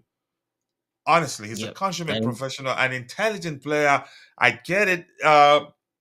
Let me say, for instance, when Kai Havertz had blood on him, on his face, he was the one that went to the referee and told him, look, he has blood on his face, that he should leave the pitch. To me, this guy's such an intelligent player. Passion, you can see passion. He can lead too. He's maybe not the most vocal, but what a player we have there. And we nearly let them join Manchester United on loan. And had he gone there, chances are he'd be playing for them again. He'd be the player on a permanent basis right now. Yep. I'm just glad that didn't happen. And our ex actually didn't like him until towards the end of the season. But let's say, you, Dante, what a player we have in our hands there. Yeah, look, I'm not sure about not vocal. He's very vocal, actually. He doesn't stop talking on the pitch. Like I said, I did say that with the caveat. Maybe he's not the most vocal, because I can't say for certain. I just pay attention to his performance on the pitch. Yeah, look, he talks a lot. He talks to teammates. He directs a little bit as well. He talks a bit too much for my liking to the referees, and to he gets in trouble all the time for that. Always gets yellows. He's confrontational. Yeah, and he gets in their face and yells in their face, and he gets yellows for that, which is silly. That he needs to stop doing, because he's one of the older, more mature players now, and he's close there to being one of the leaders, to be honest. And I think we haven't seen the armband on him. He's one of the most experienced, right? He's 26, so he should be leading by example. If I did a tapping on you, it was a fine one. Yeah, this is one of the reasons we haven't really seen the armband, him being one of the sub-captains, because of that, because he gets yellows and talking. He's not that disciplined when he comes. He kind of loses control a little bit. He goes a bit overboard, and he demonstrates a bit too much, and he's got a yellow pretty much every game. He had a yellow pretty much every single game. He's got 7 or 8 yellows, I think. So he was suspended already, as we know. and he's just too much. And half of those, if not more than half of those, were for talking, talking too much or being a bit too Showing abusive. dissent. Yeah, dissent, basically, correct. So that's, I think, one of the reasons why he hasn't been picked as one of those sub captains, because I think he should be one of those 100%, being having that experience in winning, winning with Spain, being one of the left back of the tournament, basically. Then coming at us, playing very well this season. He's been one of our top players. He went out for a couple of weeks. He didn't complain. You didn't see him post one thing online or something like that to complain that he went out. He waited his time, bit his time. 2 weeks later, he's back in, performed at the highest level, man of the match. That's what you want to see, and that's I just exactly don't know. what. I'm still not able to figure out why was our ex not playing him at the time and was playing. I think he was Can't you Levi remember, Cohen at the coach? left back position. Can't you remember height? Oh, Height. Eiffel Tower. Yes. He's our ex's fetish with height. Yes. He said no, he's not tall enough, and yeah, that is my reason for not playing him. So he wants more height. So he put Levi Colwell as left back, and that was it. So that was the big reason.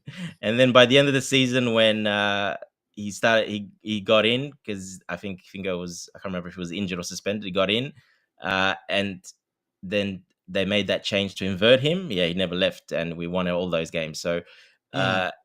Yep. And that wasn't even our ex's call, by the way. That was Thiago Silva. We all know that. He's already said that that was his suggestion to invert Cucurella, play him as an inverted left back. And Poch decided to go, okay, yeah, I'll try what you say. And they went for it. So yeah, like I said, Which since is an then he's been accidental exceptional. discovery for Podge. Yeah. Look, he's been exceptional. Like I said, he didn't complain, and that's what you want to see. Like I can pretty much guarantee you, if Levi Colwell gets dropped for a week or two, you'll see him posting and saying things, blah blah blah blah. That is not what you want to see, and that's why I actually want Levi Colwell to be dropped. I want to see if he's gone past that and he can be mature about it, and don't think he's the best defender in the world when he's not even close at the moment. Get dropped and work your way back and be patient and come back like Cucurella did, much even better than he was before. So that's what I want to see, and I think that's what Maresca should be doing with Colwell, in my opinion. My personal opinion, coach. Somebody in the chat is looking for my fight. I'm going to catch up what we have in the chat, and then I'll go ahead and bring on the non-important Bobby to give us his opinion. Dante, Big up, you're Gavin. right. Big up According to to Bagel. GFC Gavin, big up to you, to the coolest chess podcast, and his name is Tebek. If you like, you can Tobacco. call him Echo Man. Coach, it's Echo Tobacco Man for from now short. on. Yeah. Tobacco, echo. And quickly, if you're celebrating your birthday today, or you have sibling, family members, co-workers who are celebrating birthdays, and you want to shout them out, let us know. We're streaming on the landscape format, so we can pop some balloon and fireworks for them.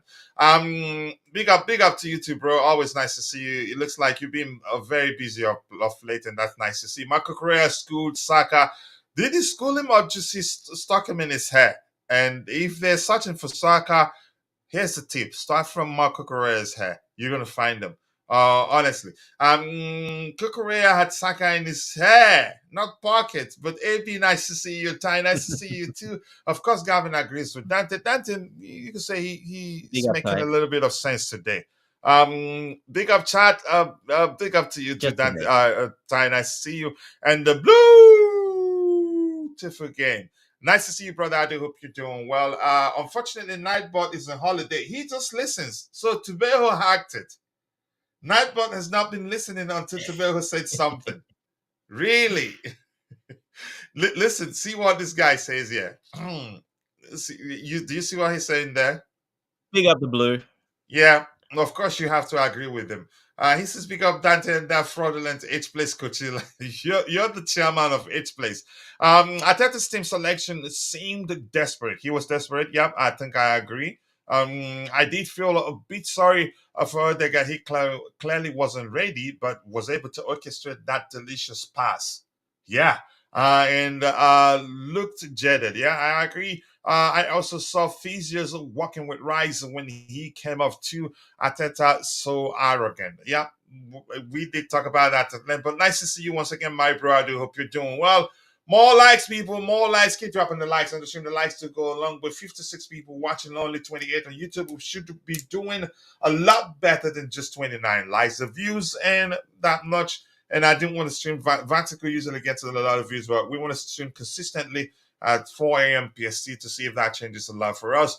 Yeah, that was a delicious pass. And he wasn't fully fit. So big up to you too, Olua Rokomite Midayo. Where did you go? Hopefully you've been busy. If that's the case, fine. Bills don't pay themselves, and we understand. Please kindly subscribe to Taboho's YouTube channel. Let's help him get to 8,000 subscribers as soon as possible. He deserves that. And I can't wait for him to get monetized because he's my bro. Dante Olua can be saying hello to you too. He's missed you. My issue is that he doesn't fight you. What did you say? I said big up to Tim. Good to see him back as well. So yep, nice to see you back. Hopefully you've been busy. When Arsenal almost scored in the last minutes of the match yesterday, I almost jumped off my wheelchair. Mudryk is a valuable left winger to CFC. Why I say Neto should play as right wing and Mudryk is left wing. Both are good players, and Mudryk is improved significantly. I don't hear a lot of people talk about how he's not too sure what to do the ball. I think he's creating more chances. He doesn't dribble unnecessarily, and he's growing in confidence, and I like that. Sia, nice to see you once again. Sia, South Africa, the coolest chess podcast. That's the link to his YouTube channel. I appreciate you. Anything else? Dante out, I'm seeing there. So let's see. Cucurella, before I go to Bobby, because it's not important, played 90 minutes, rated 7.1. Okay, no assists, no goals, but he did his job defensively. We'll get to that in a bit. Accurate passes, 36 out of 39. And I'm going to say this. One of the things that, again, that made me realize I should be paying attention to Cucurella more. And that was one of those things that, I talked about a lot. They even did a YouTube short video with Jerry about why I prefer Cucurella over Benjamin Chilwell. Cucurella, he's capable of finding passing lanes where you don't know one exists. You'll have 2-3 players on him, and you think that's it, he's going to go back. He still finds a way to progress the ball effectively. He's that good. And surprise, surprise, Maresca wants him to invert and support the midfield, and he does that effectively well. And seamlessly moves back to the fullback position without you even noticing he's doing that. He's such an excellent player, and I love him so much. And I'm glad we kept him. So his accurate pass is 36 out of 39, 92% pass accuracy. And in this case, these are not him. You can say he doesn't can opt for safer option passes. In most cases, he finds a way to progress the ball. Fantasy point, if you need that. Touches 58 in total. Passes into the opposition third, 2. But he was defensively occupied. Accurate long balls, 1 out of 2, 50%, not bad. Defense, 2 out of 3, tackles 1, 67%. Blocks, 1, clearances 2, interceptions 3, defensive actions 10 in total. Recoveries 3, dribbled pass 1 time. Duels 1, 4 duels lost 3. Grand duels 1, 4 out of 6, 67%. That's excellent. Aerial duels 1, 0 out of 1 attempt. Was fouled 1 time. Fouls committed 1. What a player he is, and I love him so much. Let's see what else before Bobby, let's hear your opinion. Cucurella's performance against Arsenal. He was just brilliant in my opinion. Yeah, I agree. And I have to regurgitate what Graham Potter said about him in the punditry last night. Cucurella is a very important player to have in the squad. He's one of those that motivates the team. He's a caring player. He's a happy player. He is a leader. I think he has his own leadership qualities in And the Fante is squad. saying he's not vocal. Well, there are different types of leadership. There are those that in the dressing room knit the team together with their high-spirited nature, with their integrating nature. that may not be the ones that will lead on the pitch, but they are leaders. I think we have leaders. What we're doing is that they are maturing and evolving. The whole thing about this squad is that everybody is developing and evolving. Enzo's a leader, Caicedo's a leader, even on the pitch, but they're developing. As much as Levi Colwell didn't have the best of games yesterday, and probably may do with being benched. He is a leader in his own right because he fights. It's just that he's immature and he's developing, doesn't quite know how to channel his energy in the correct way. So he's picking up a load of cards because he's over exuberant. Yeah, That's and what happens with that's why I Jackson. say that, Bobby. That's why he needs that. Like, you're not untouchable. You know. That's why I say he needs, just maybe just one game, and that will make a massive difference. Yeah, I agree. Get him off the bench in a game, maybe even two. You know, these kids, they go off the boil sometimes in terms of their form. It's very difficult for them to maintain consistency. You know, we see it with Madueke. He started, like a house on fire, and now he's kind of gone off the boil. I think a lot of his petulance yesterday was more him being frustrated with himself than anything else, really. He was frustrated by his performance, not beating his man. What he has to learn going forward is that if he's coming across somebody that is not always easy to beat one on one. He did beat them sometimes, but sometimes it just wasn't possible. You look for the 1-2, you look to play off somebody else and run into space, which I want to see him do a bit better.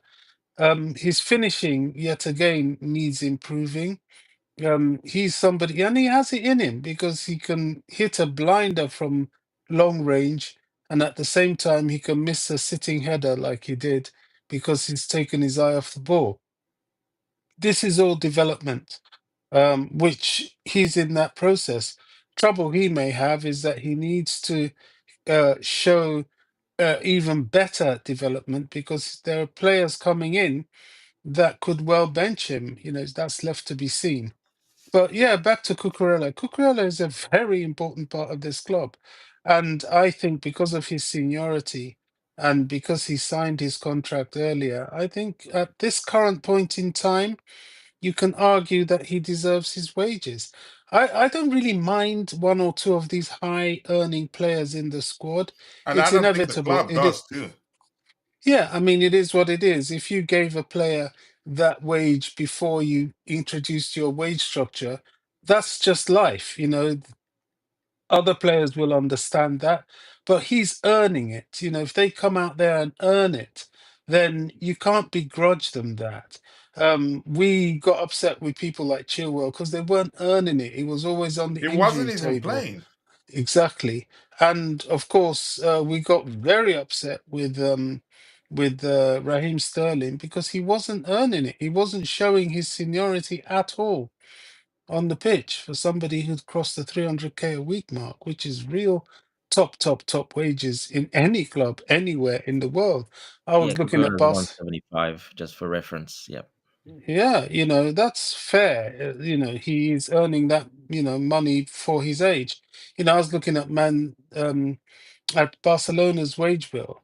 Yeah, it's fairly high. I'm surprised they've managed to cap quite a bit of it. But you look at what's that striker of theirs? Oh gosh, the Polish guy. Um, their Polish top striker. Who? Um, What club? Lewandowski. Yep. for Barcelona, came from Oh, Bayern Munich. Lewandowski. Lewandowski. You know, Lewandowski's earning what Sterling's earning. I mean, crikey, that's chalk and cheese, mate. That's just what? You see what I'm saying? So when a player's doing that and not earning it, then people's eyebrows will be raised. But Cucurella, 175k a week, that's not exorbitant, really. He's showing his seniority, he's showing his value. He now has the reputation to as a European Championship winner. I like him. I think he's very important to us. When he comes off the bench, he doesn't complain, doesn't have any attitude. He plays wherever you want him to play to the best of his ability. I think he's very valuable to us. Very valuable. And you're right, it would have been a travesty if we had been foolish enough to sell him because Pochettino couldn't quite know how to use him until the end of the season. That's what I feel about the guy. Yeah, what a player, and I'm glad we didn't sell him. Who was overall at Cucurella? I get it. Pedro Neto scored a goal, and Pedro Neto, he was brilliant on the day. He showed passion, energy, tracking back, and support again, doing a lot defensively and offensively. He the way he hit that ball, you could tell. Yeah, he wasn't gonna let his club lose that game. He just and I think he should be starting over Nani Maresca, in my opinion. Pedro Neto wasn't gonna let Chelsea lose that game. If you could see how the way he struck the ball and oh wow, that's that the shot was just brilliant. Yeah, Raya wasn't going to stop it. Who was like for me, I get it. Neto scored, he did well, but I'd give it to Cucurella. And that's just me. What else we have here? Ty is saying, have you guys seen the news that Nkunku is unhappy at Chelsea? At this point, it's just rumors. And given the fact that it's coming, that report is coming from Liquid, it's believable that his camp just trying to do something to get the manager to start playing him.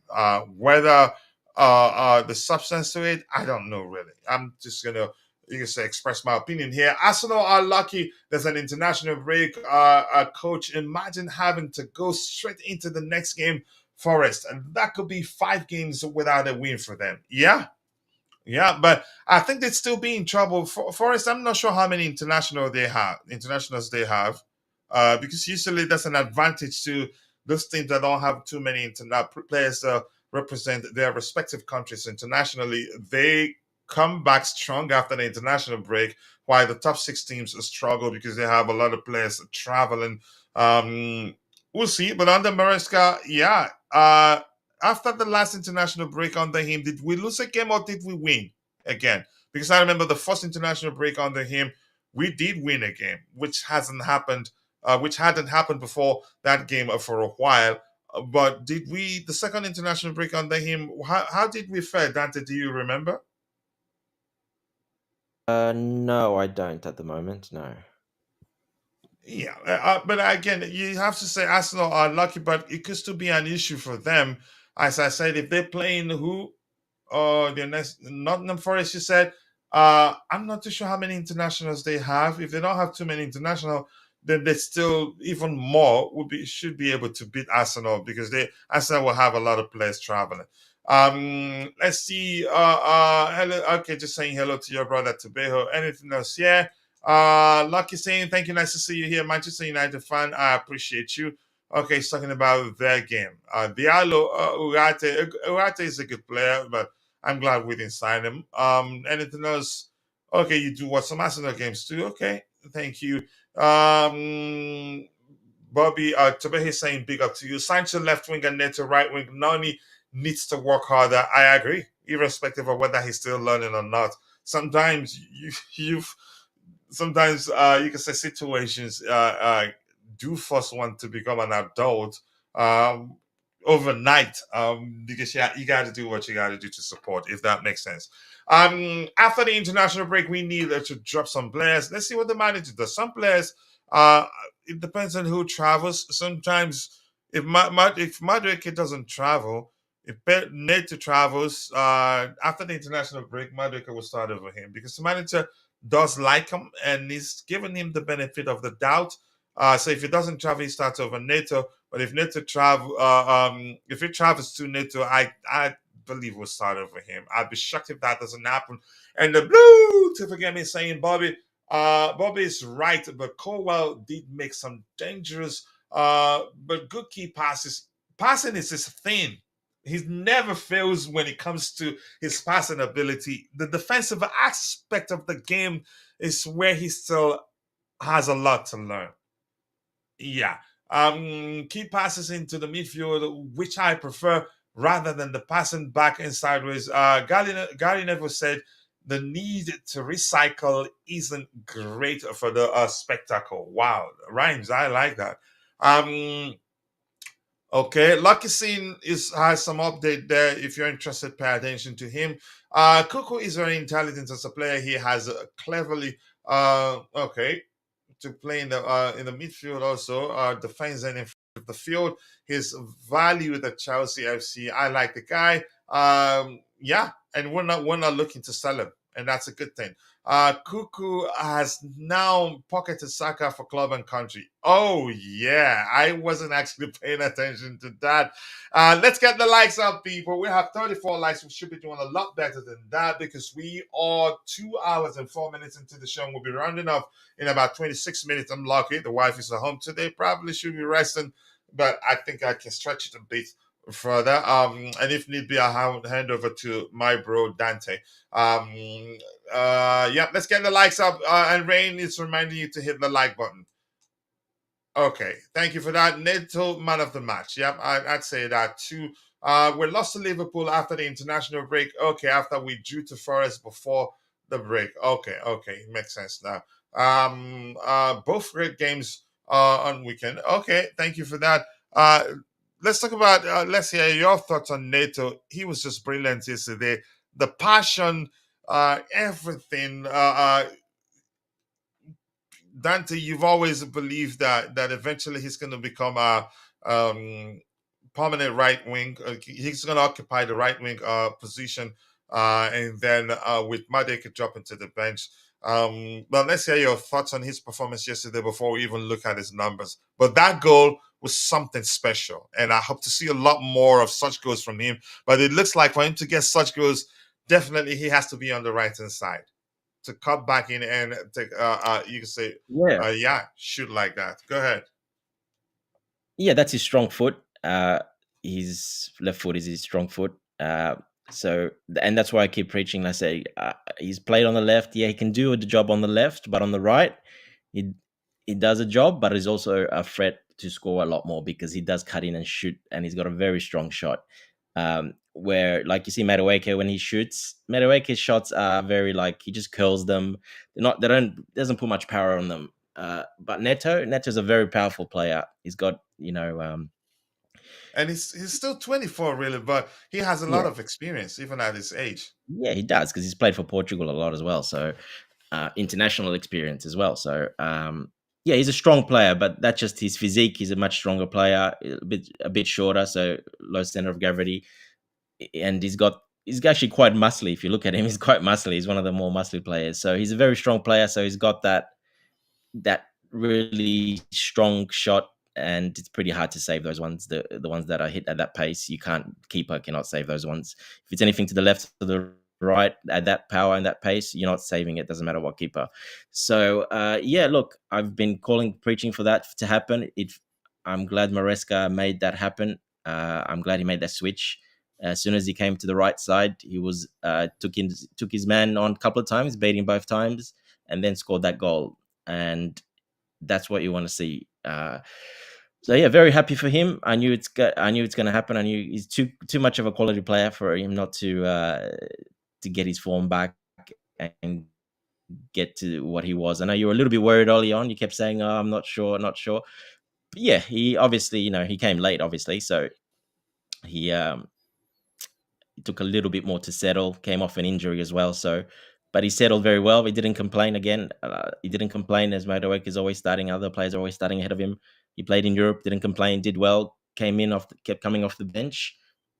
Again, did not complain and got his chance, and he's been taking it. And now I think he's cemented that spot now, to be honest. I do not see Madueke playing on that right. The only, like you said, if something happens, like, Sancho injured or he's Neto's goes and plays both games for Portugal, and obviously Noni's not going and not doing that and staying back and training.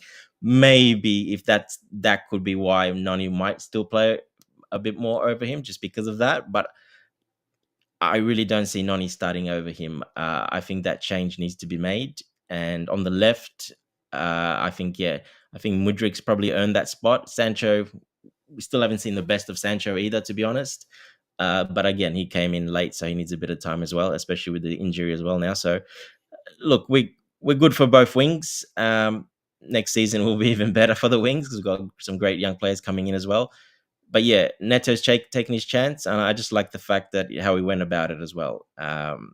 He didn't complain, he took his time, and took his chance. And he's one of those players that shows a lot of energy as well on the field. Uh, if he scores or assists, or if someone else scores and assists, he's always celebrating with them like crazy. And that's contagious, and that's a big plus as well to his game.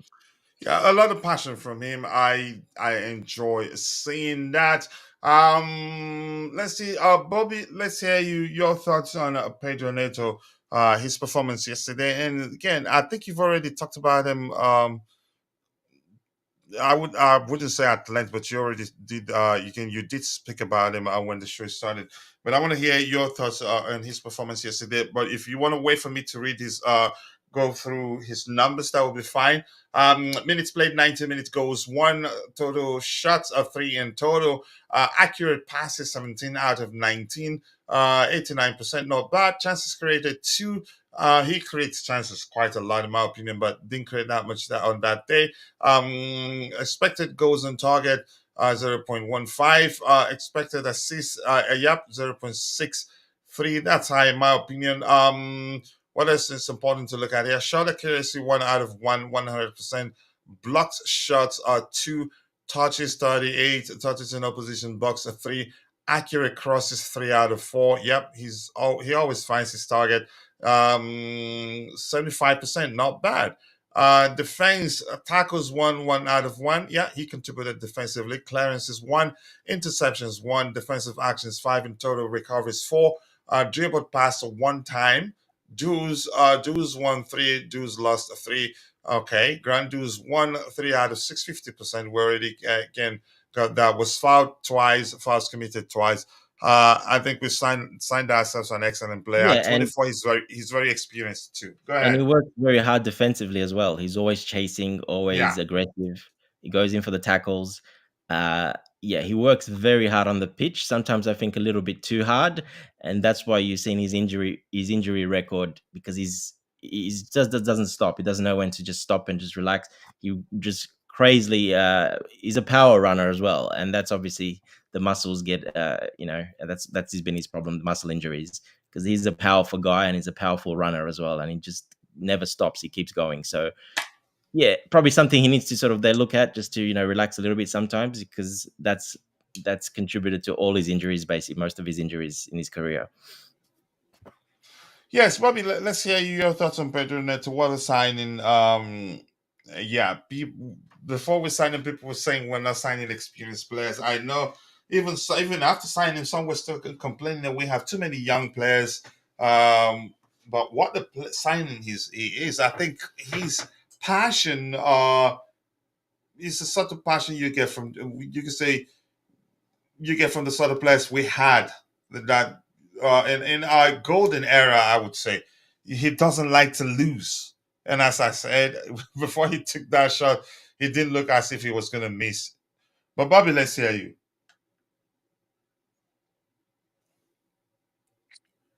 Yeah, coach. I I think I've really made my feelings clear about what I think of Pedro Neto. I think he's an amazing player. He's a player we need to watch, because this is the sort of player I can see why he picks up the injuries here and there. Managers will tend to want to overuse this sort of player because he's so valuable. 90 minutes, 100 minutes is somebody you want in your side. I Mhm. think people are too. I understand that maybe playing on the right is his stronger side, but he can play on either wing and be as effective as he has clearly shown.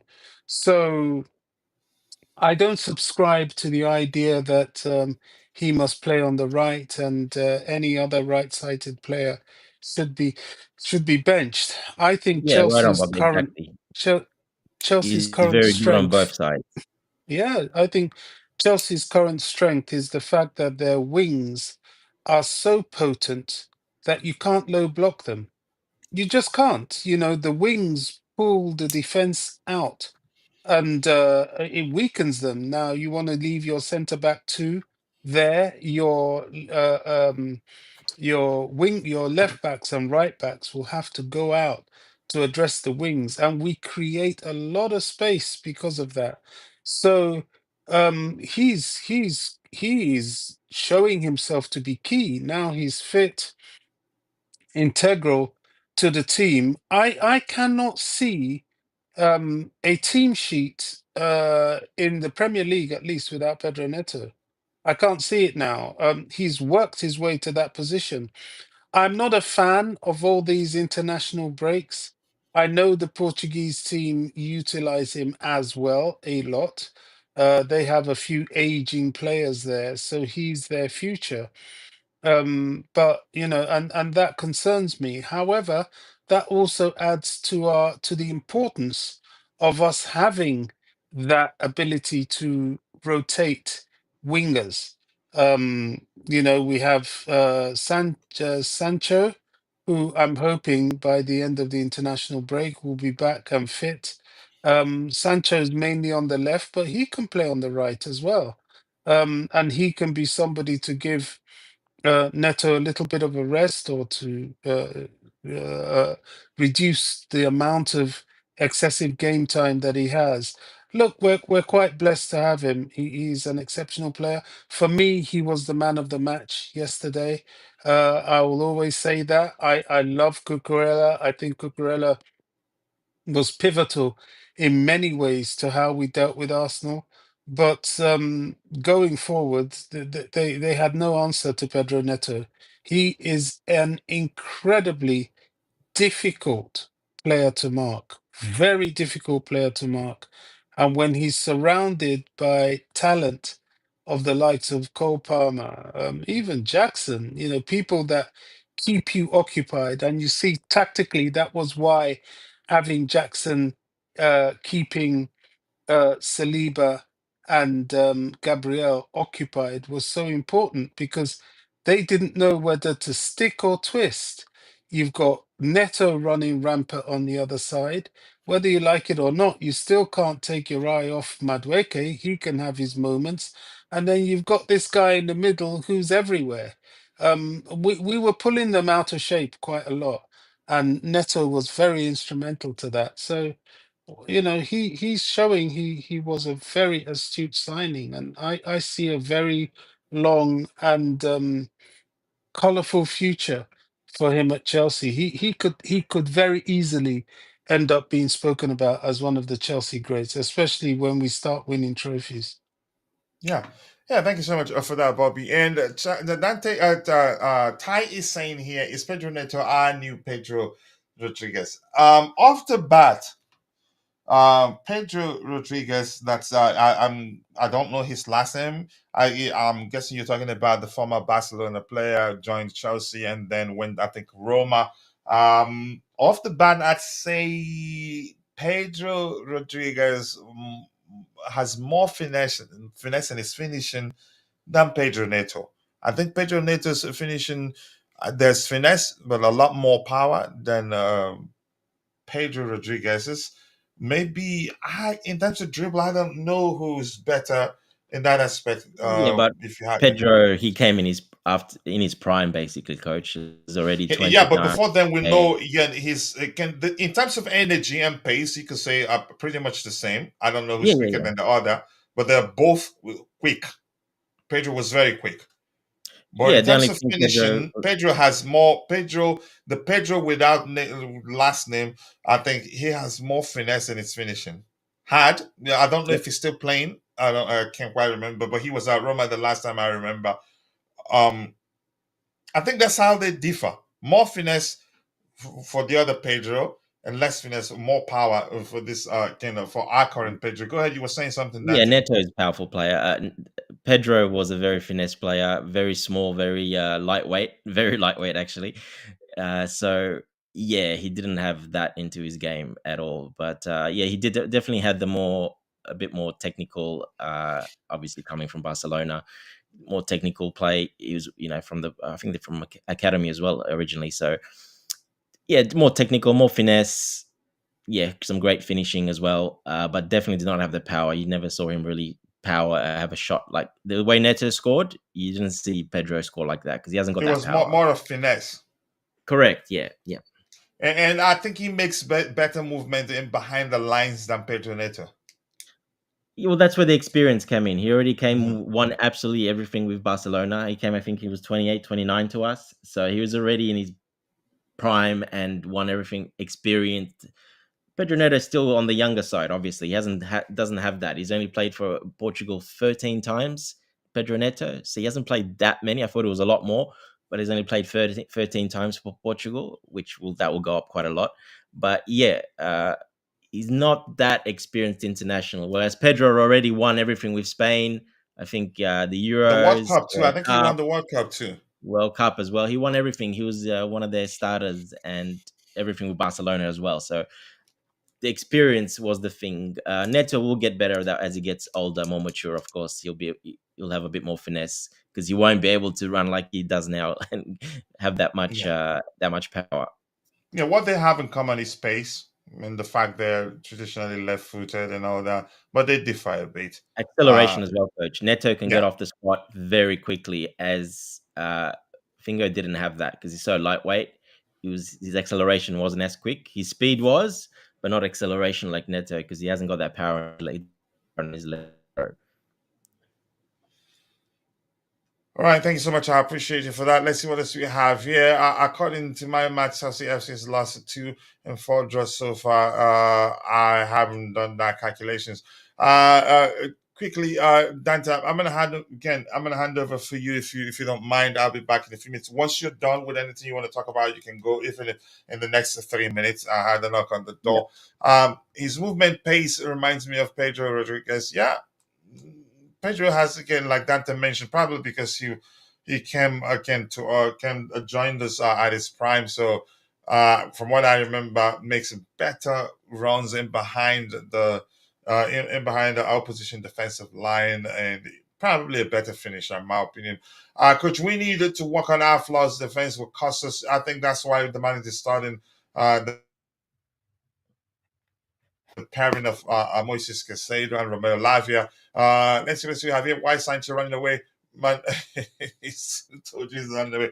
He's just not fit. I'm not sure what's wrong with him. I think somebody did ask what exactly is wrong with Sancho, and that was Temi Dio. I don't know what's wrong with him. So Dante, I'm handing over to you. I'll be back in a bit. Yeah, no And if problem. you're done before you see me, you can always go. Yeah, You're because I not need tired. to go pretty soon as well. So another sort of Okay. 10 minutes and then Okay. wrap it up. Mhm. So, yeah.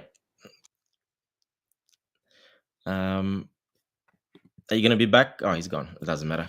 Let's just continue onwards. Alrighty, let's have a look. What else we have here? So, Bobby, after the international break, It's a what? discussion of that goal. A discussion of that goal that your favorite goalkeeper, considered. Yeah, That's a good one. Yeah. yes. Well, that's where I was going to actually. Yes, that's the question I was going to ask Bobby. Uh, Mm. After international break, do you think Maresca will make a change in our goalkeeping department, considering how Sanchez played again? And I know some people say it's not his fault, the goal, but to me, it's 100%. He's should have not saved that maybe, but he was completely wrong positioned, and to get beaten at your near post, that's a big no for goalkeepers. Like I was saying, if Maresca would in a press conference would say what would he prefer for him to pass the ball out, and he makes a mistake passing the ball out because that's how he plays, and we concede a goal, or as he's been him at his near post when a player is that close, he will say 100%. He would say, yeah. I would prefer him, not that goal. So, do you think there's a possibility, and you personally as well, would you make that change after the international break? Um, I think we kind of had a little discussion about this yesterday, and I did say this is a big call. This is a very big call. They're both going on international break. Sanchez with Spain. Jorgensen with the under-21 with is it Denmark? Denmark, yep. Um, it's such a big call. One, because Jorgensen is still an under-21 goalkeeper, even for his national team, whereas Sanchez, even though he's not number one, he is in the Spain senior team, which is no mean feat. Yeah, I'm surprised he Um, got pulled up again after all the mistakes he's been making. yeah, I mean, I said it was a big call, and I still maintain it's a big call. However, there's one thing that that you said yesterday, which got me thinking a little bit and made me think, okay, maybe this guy could be getting himself into a situation where he may be changed, and that is that um, somebody asked the question whether the defense and the poor form of okay, yeah, and the poor form of Sanchez um, could cost us top four. Then your response was that he seems to be making a mistake every single game. That's not acceptable. Goalkeepers, I know he does some excellent things at times, but goalkeepers cannot, for top clubs, be responsible for costly errors every single game, and errors that could prove costly every single game, which, if I really want to think about it critically, he tends to do that. There's never a game that you have with Sanchez that you don't think, oh gosh, this one, either we just get away with it or it costs us. He never has that sort of 100% consistency, which is a concern. Will he be changed? I have a feeling he probably won't. That's just the reality. I just have that Yep. feeling that Maresca will persist with him, partly because that's what we've got, and partly because, as I said yesterday, I think he feels that if he suddenly drops him now, he will be demoralized. And, whether we like it or not, I think he feels that if he's in a situation where Jorgensen, for example, is not showing great form, and you've dropped Sanchez, and Sanchez is loses even more form, you could get unstuck. And that might be his thinking at the moment. I'm just guessing, Yep. but Yep. that might be his thinking at the moment. So I'm not sure dropping him is going to happen. But what I do feel is the fact that there may be a consideration because of his form of that. It's something that has started to creep into their mind. And if it's creeping into their mind, if he doesn't sit up, it could happen.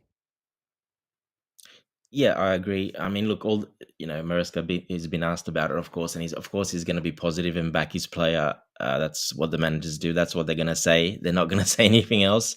But yeah, I think that conversation now, they might be starting to, like I said, it's just adding up too much. And I see the beautiful game. They made a comment in the chat saying that I think it's currently at 9 points lost because of Sanchez, and that is true. I've looked Wow. into that.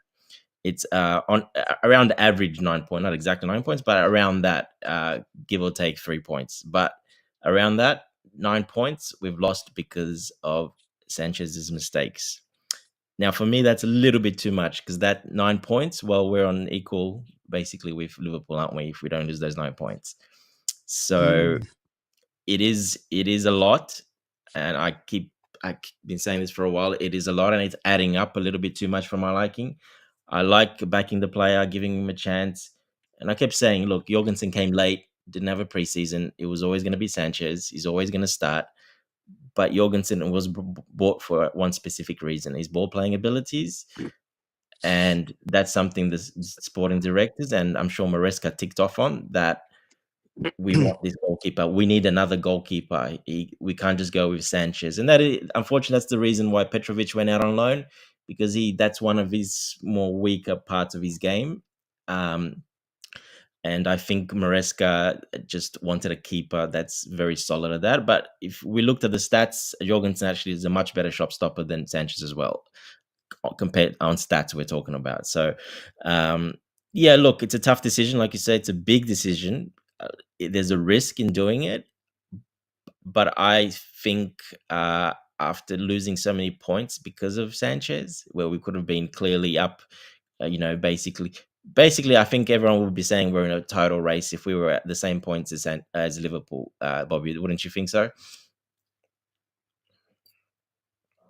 Yeah, I mean, if at this stage we're on equal points with Liverpool, then I would say that you have to then say that, look, mathematically, we are in the race. Right. It's, it'll be early to say it's, completely in the race, but if you're in it like that, you're on the same points as the person that's at the top, you have to be in the race. It's just that simple. Yeah, and the big gap And is the rest, the second and third. So yeah, look, he's cost us points, and like I said, it's just been slowly creeping up and adding up, and it's on average now 9 points already. So that is way too much for my liking. And even yesterday, you can look at the photos and the the videos, and you can see he's very badly positioned for that goal that he conceded. The player was always going to shoot there. It's not like he wasn't looking, and he was always going to shoot there. The gap was too big. That's the only place he had to go to shoot there, because in the middle was covered as well. So yeah, unfortunate, because if he saves that, and we'd be, different, could be a different game. Could have been 1-0 to us, and very big difference.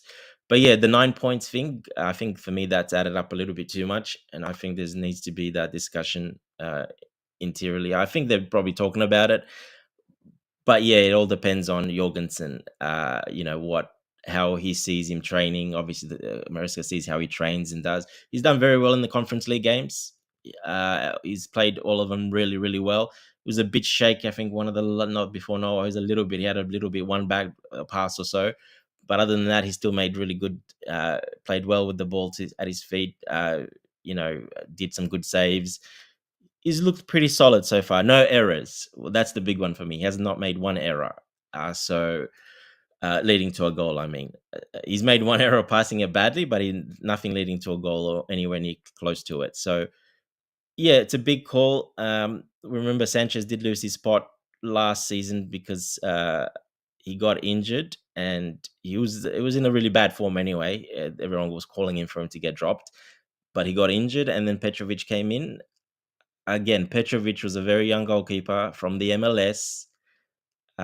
Even probably you can say even far more inexperienced than what Jorgensen is, because Jorgensen at least played at Villarreal, and in the Spanish top flight, and was a top 3 goalkeeper there on stats. It was the first sort of best goalkeeper on stats based on last season.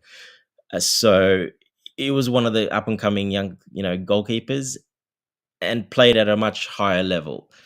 And Petrovic did pretty well. We all agreed Petrovic is a solid keeper and took that place. And Sanchez never got it back. He just never earned it back.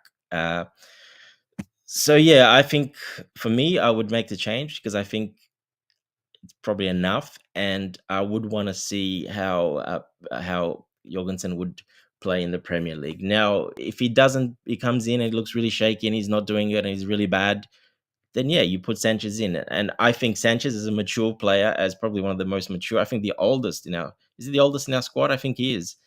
Besides Bettinelli, of course, but as someone that plays, that should not be hitting his confidence at all.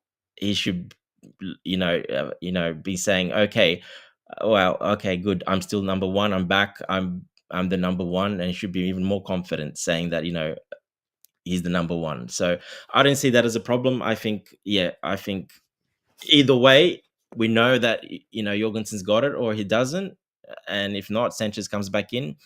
I think either way for me, it's fine. But I would want to see that drop. The same argument about Colwell. I want to see Colwell drop for the same reasons. Form and just the way he acts sometimes. But some of these players need to, even Noni, to be honest. I think he's played him a bit too much now, Maresca, in my opinion. I think he's played 6 games now in a row where he's had really low numbers and really bad like statistics. He hasn't done anything, but also rating and just eye test, he's done absolutely nothing. He hasn't got 1 assist or nothing. Like no assists for a winger. Assists should be priority number 1. Yeah, so yeah, I don't like playing these players a bit too much, especially when they're this young. I like this is something I criticized Poch, of course, last season. He was playing some of these players way too long. They didn't make an improvement. They didn't do nothing. Nothing happened, and he played them a bit too long. So hopefully Maresca makes a couple of changes. Saw Tebega was saying that in the chat as well, that he thinks should make some changes as well. And yeah, if you don't make the changes, you never know. It just continues on, and there's no accountability. And then you're setting a bit of a standard.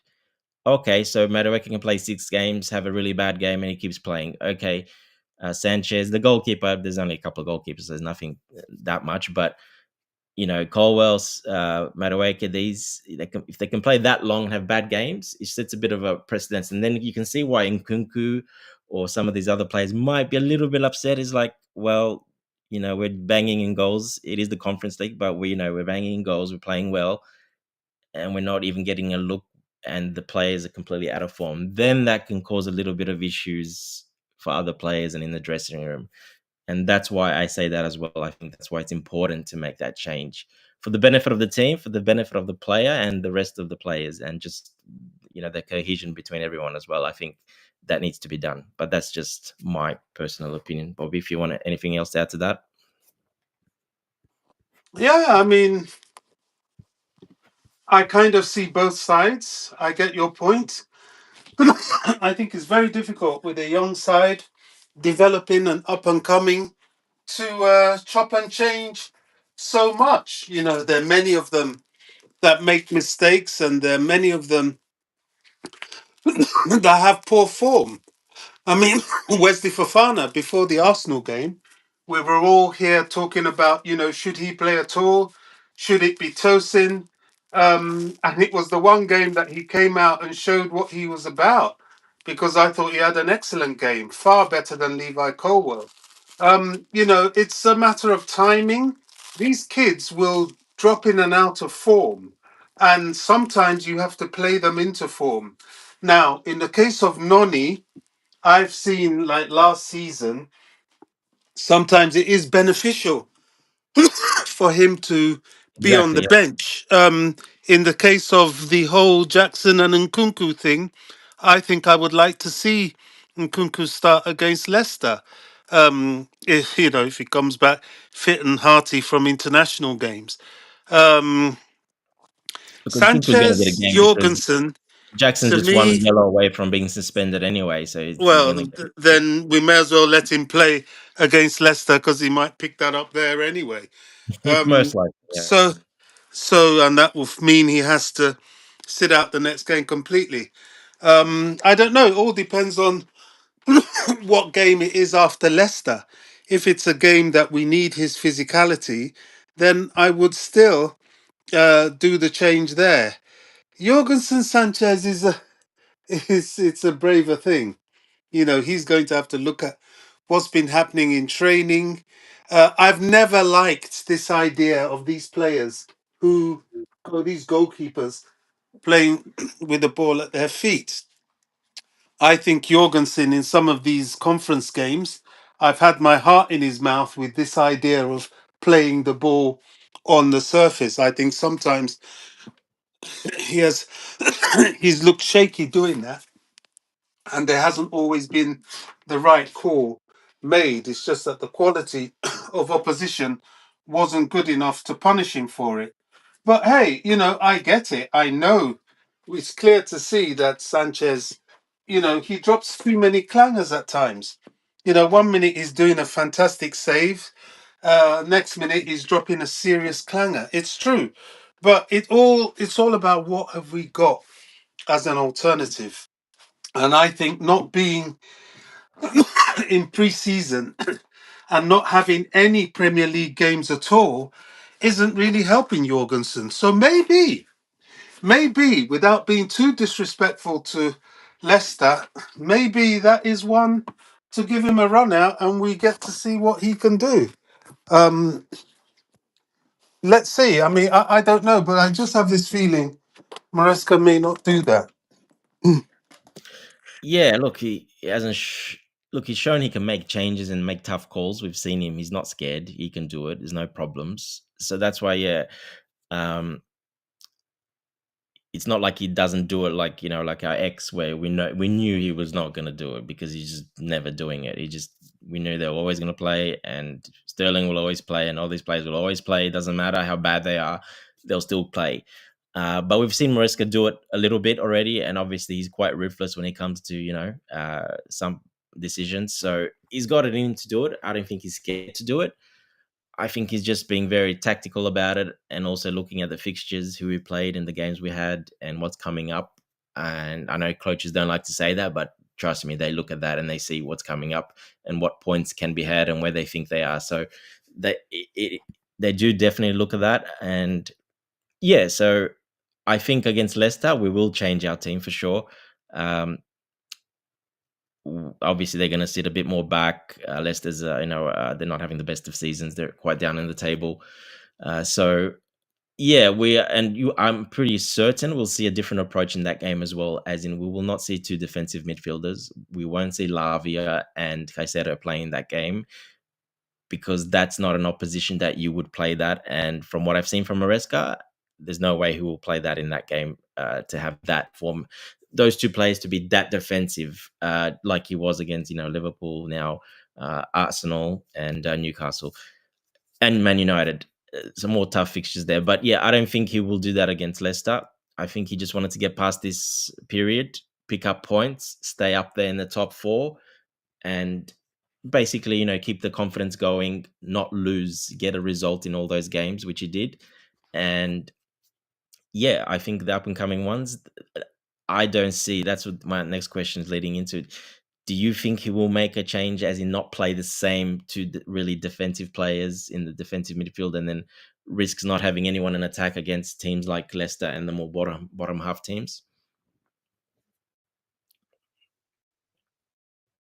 So I'm always a little bit wary about showing too much disrespect to these so-called bottom half teams, especially when they're at home. They're not they're quite a proposition, and these guys are not having as many people on international break, so they are preparing, and they will be well prepared. They have a point to prove. Their ex-manager coming, I think one of their ex-players.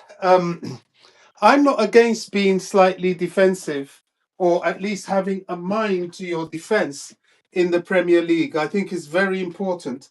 Winning teams in the Premier League always do that. You have that little bit of defensive solidity, which is something we have lacked.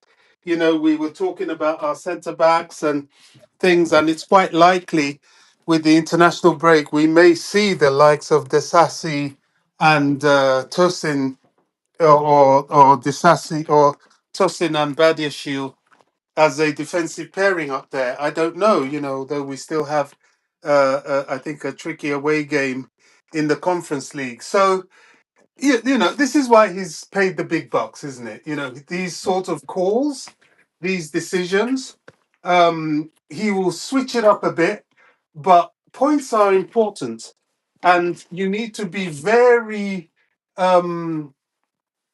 pragmatic playing these games. To say, "Oh, it's only Leicester, let's now go out and attack," I think it's crazy, because our defense is not that great. They are very capable of counter-attacking, and you could leave yourself in a situation. And this is what makes teams like us in the past inconsistent. So you still have to maintain some defensive mindedness. The only time you can maybe take your foot off the pedal, if that's possible, will be if you will have too much of a healthy lead and you can afford to do different things. So, defensive midfielders, I think we will have them. It's just maybe he might decide to, the whole Caicedo Enzo thing, I think is dependent on when they get back from internationals. That's always been a bit of an issue. They If get back late, yeah. if Especially those two. Lavia goes on international break, it's not likely he'll play against Leicester. If he doesn't, then I think he will. But we really have to wait and see. But we will have an eye on the back on that to protect our defense, and we there will be changes for sure. There has to be some changes. Well, that's what I mean. Would you play Enzo in that defensive midfield role to have that extra creative player on the field, a bit more offensive? Or would you still go for the same setup? We're having two proper defensive midfielders that don't move from there and stay there and defend. Okay, yeah, I see what you mean. In that sense, yes, it makes sense. You can have a somewhat weaker-ish midfielder to be creative offensively. Yes. Will it be Enzo? Yet again, we've seen when Enzo gets back late from internationals how badly it affects him in Premier League games. But it all depends on his plan for the Conference League game following. If he feels, oh, all right, I'll play him knowing he's going to be rested midweek, maybe. I mean, he can do it. He has done it in the past.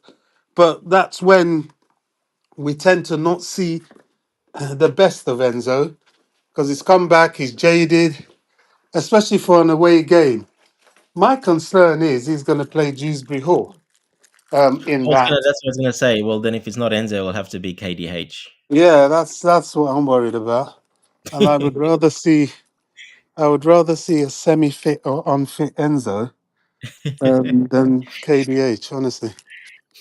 Yeah, look, yeah, I agree. Well, I think so. Those are we've been very cautious in these games for a specific reason to cover our defense and not try to concede and try to pick up results and keep being on the positive side, as in on the table, and keep Yeah. being up there.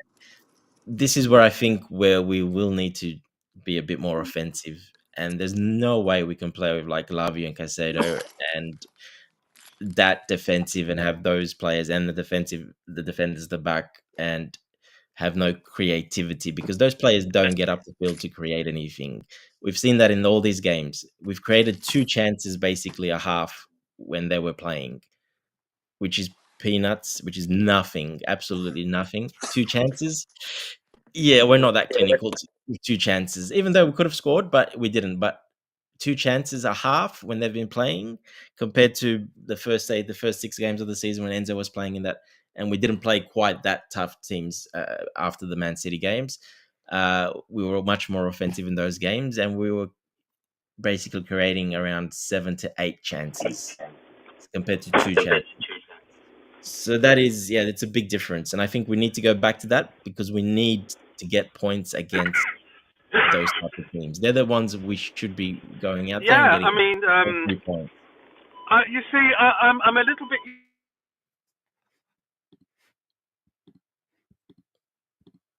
Oh, I think we lost you, Bobby.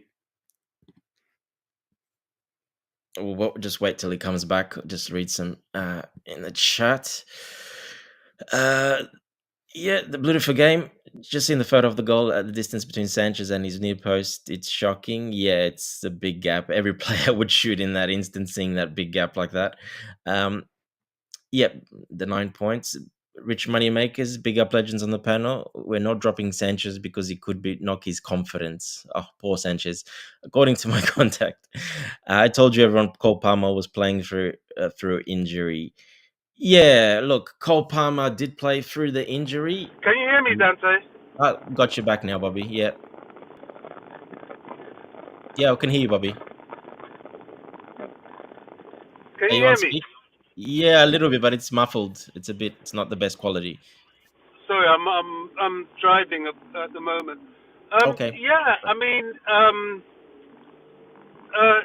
Leicester can't be taken for granted. Yeah, they're not having a good season at the moment, but they have good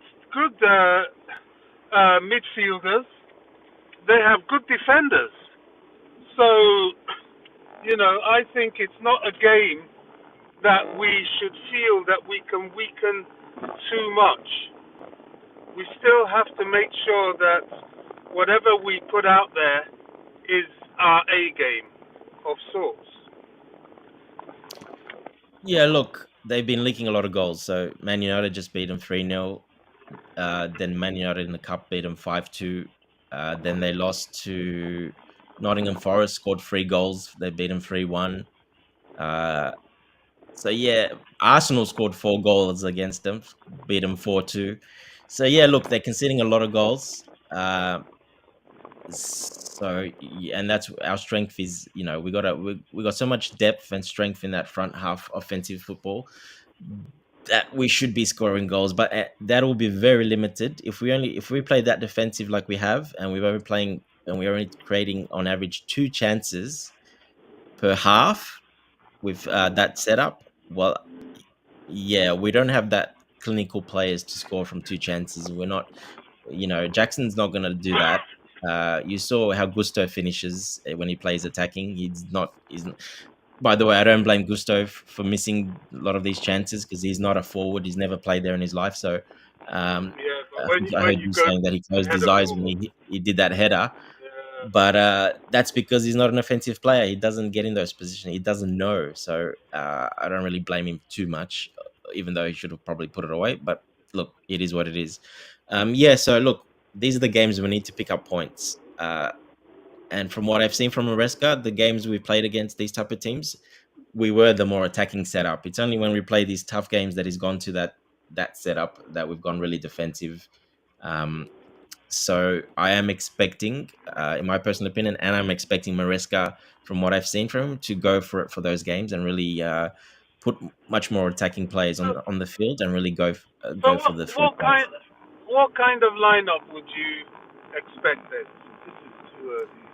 Yeah, well, look, I'll What still would play. I'll probably, still the same sort of formation, but I would put Enzo Fernandez in 100%, like depending on how he comes back, fitness, and if doesn't pick up anything, and how late he comes back as well. Like you said, that can be a problem. He sometimes comes back last because how far they have to travel. Um, I would play Enzo to have that creativity and deep lying playmaker in the midfield, and I would have probably Cucurella invert with him to help him defensively. Other than that, forward, yeah, it'll be all attacking up front. I would play Nkunku up front instead of Jackson for that game because the way Leicester might play this game, if they're gonna go really low block, and we've seen Jackson just not doing nothing against low blocks, and I've seen Nkunku scoring against low blocks. So that's why I would probably play Nkunku in that game. But yeah, very attacking, Bobby. Still, obviously, more creative players. I'll probably play Palmer on the right wing, Nkunku up front, Felix in behind, and maybe Sancho on the left or something like that, or or Neto, probably. Sancho is probably more suited for low blocks because he's more of a dribbler, more technical in close. But yeah, it's quite attacking, having an extra attacker in there and letting also Moises Caicedo to play, pushing him forward as well. Or KDH, like you said. And pushing him forward as well and having even an extra attacker. Because for me, Enzo is enough. 3 defenders, Enzo and Cucurella next to him to mop up if anything, or if they're going to counter attack. For me, that is enough against those teams. I think we should really be pushing it and going for goals and score some goals and get the 3 points and get that confidence up even higher, because we are third. And if it is it's a kind of a big game because if we win, we Man City hasn't been in the best of form, and if they draw or something, we can go ahead. We can even go ahead of them and go into second. So it is a big game in my eyes. That's another step in the right direction. Even though it's just Leicester, like you said, it can be tricky, but they have been conceding a lot of goals. So I am expecting a way more attacking formation, still having the defensive cover, but doing it smartly. So we have creativity and more attacking options on the field. Yeah, I mean, look, I really don't want to see KDH in a Chelsea starting lineup. You won't probably relax. He'll play Without midweek. joking, He'll play this midweek guy conference league. brings Yeah. he brings nothing to the table. And to me, points are important. You don't need to start looking for people that will make you drop points. He's weak. The guy is a weak midfielder, and especially he Come on. goes if he plays in somewhere like Leicester that know him. I have no faith in that guy at all. He I won't would play, rather Bobby. Relax. see. You have no worries. He'll play in the midweek in the conference. He won't play in that. He won't play in that game. I, So I I I hope so. I would rather see Casaday, honestly. But yeah, I mean, Enzo, it's likely he will use him. Although he tends to prefer Caicedo. But in terms of creativity, Enzo is slightly better. Well, it's a lot better. a lot better. Yeah. Yeah, I get it. I get that we should have an offensive mind, and he probably will. He probably will. He'll look at the midweek and think, well, I don't have to play Neto midweek, so I can put him on. Trouble I find is, post international blues is a real thing. These guys go Yeah. on True. international break and they're not quite the players that they were before the break, where they've had a full week's training. So I don't like it. I think that's where we start seeing some weird performances from players that we expect better from. But yeah, we'll Look, have the to only see. good thing is we don't have quite as many internationals like the old of Chelsea, where everyone was gone basically. Now we've got probably half the team stays back. Not everyone goes international duty, so it's Oh, a not lot of that. them do. They're all like with the underage competitions. They're all there. I looked at it online, and we have, for example, take it nation for nation. You look at the England team. That's Colwill, Colwill, uh, Palmer. Noni, and Palmer. French team, Nkunku and Fafana. Hopefully, Fafana doesn't go, but he's been called. Spanish team, Sanchez and Cucurella. Danish team, Jorgensen has gone for the under 21s, and they play late in the week. The African team, Senegal, Jackson's gone. Um, Ukraine, Modric has gone. There's a lot. You keep running through the list, you realize that a lot of these players go. Even looking at our youngsters that play to pad out the squad, people like Tyreek George and all that, they're all going for internationals, underage internationals. So we have a heavy international list. Fortunately for us, people like Tosin, Yeah. Desassi, and Badiashile That's stay what I was going to home. say. We've got some of the more mature players that are more mature. Reece So the James, 25-year-old, hopefully. 26-year-olds, they're not going. A lot of them are not going. So that's what I mean. You still got quite a good group that remains that you can work on, and so it's not the worst. There's some players still that stay behind. Mm. Yeah, Yeah, I understand. I'm glad Reece James hasn't been called. He really does need to stay back, and the Leicester game would certainly be a game for him. Oh, Um, 100%. Yeah, I think he'll play in that. Look, you never know. He might. We've got that Conference League game away in Germany, so you never know. He might get some game time there because he didn't really play much. Obviously, he came on very, very late. He came on the 83rd minute, I think. So he only got 10, 15 minutes max on the field. He didn't get hardly anything on the field. mm, So yeah, look, we'll have to wait and see. But yeah, pretty much that will probably wrap it up there, Bobby. And yeah, yeah. thanks for sticking around. I need to go. It's getting late. I need to go to bed as well. So, coach, if you're around there, please come and turn the system off because I haven't got access to this new fancy system that never works properly for you. Thanks, Bobby, for sticking around, and everyone else. We'll see you on the next stream. Take care, and we'll be back soon. Take care, guys. Okay, Dante. Yeah.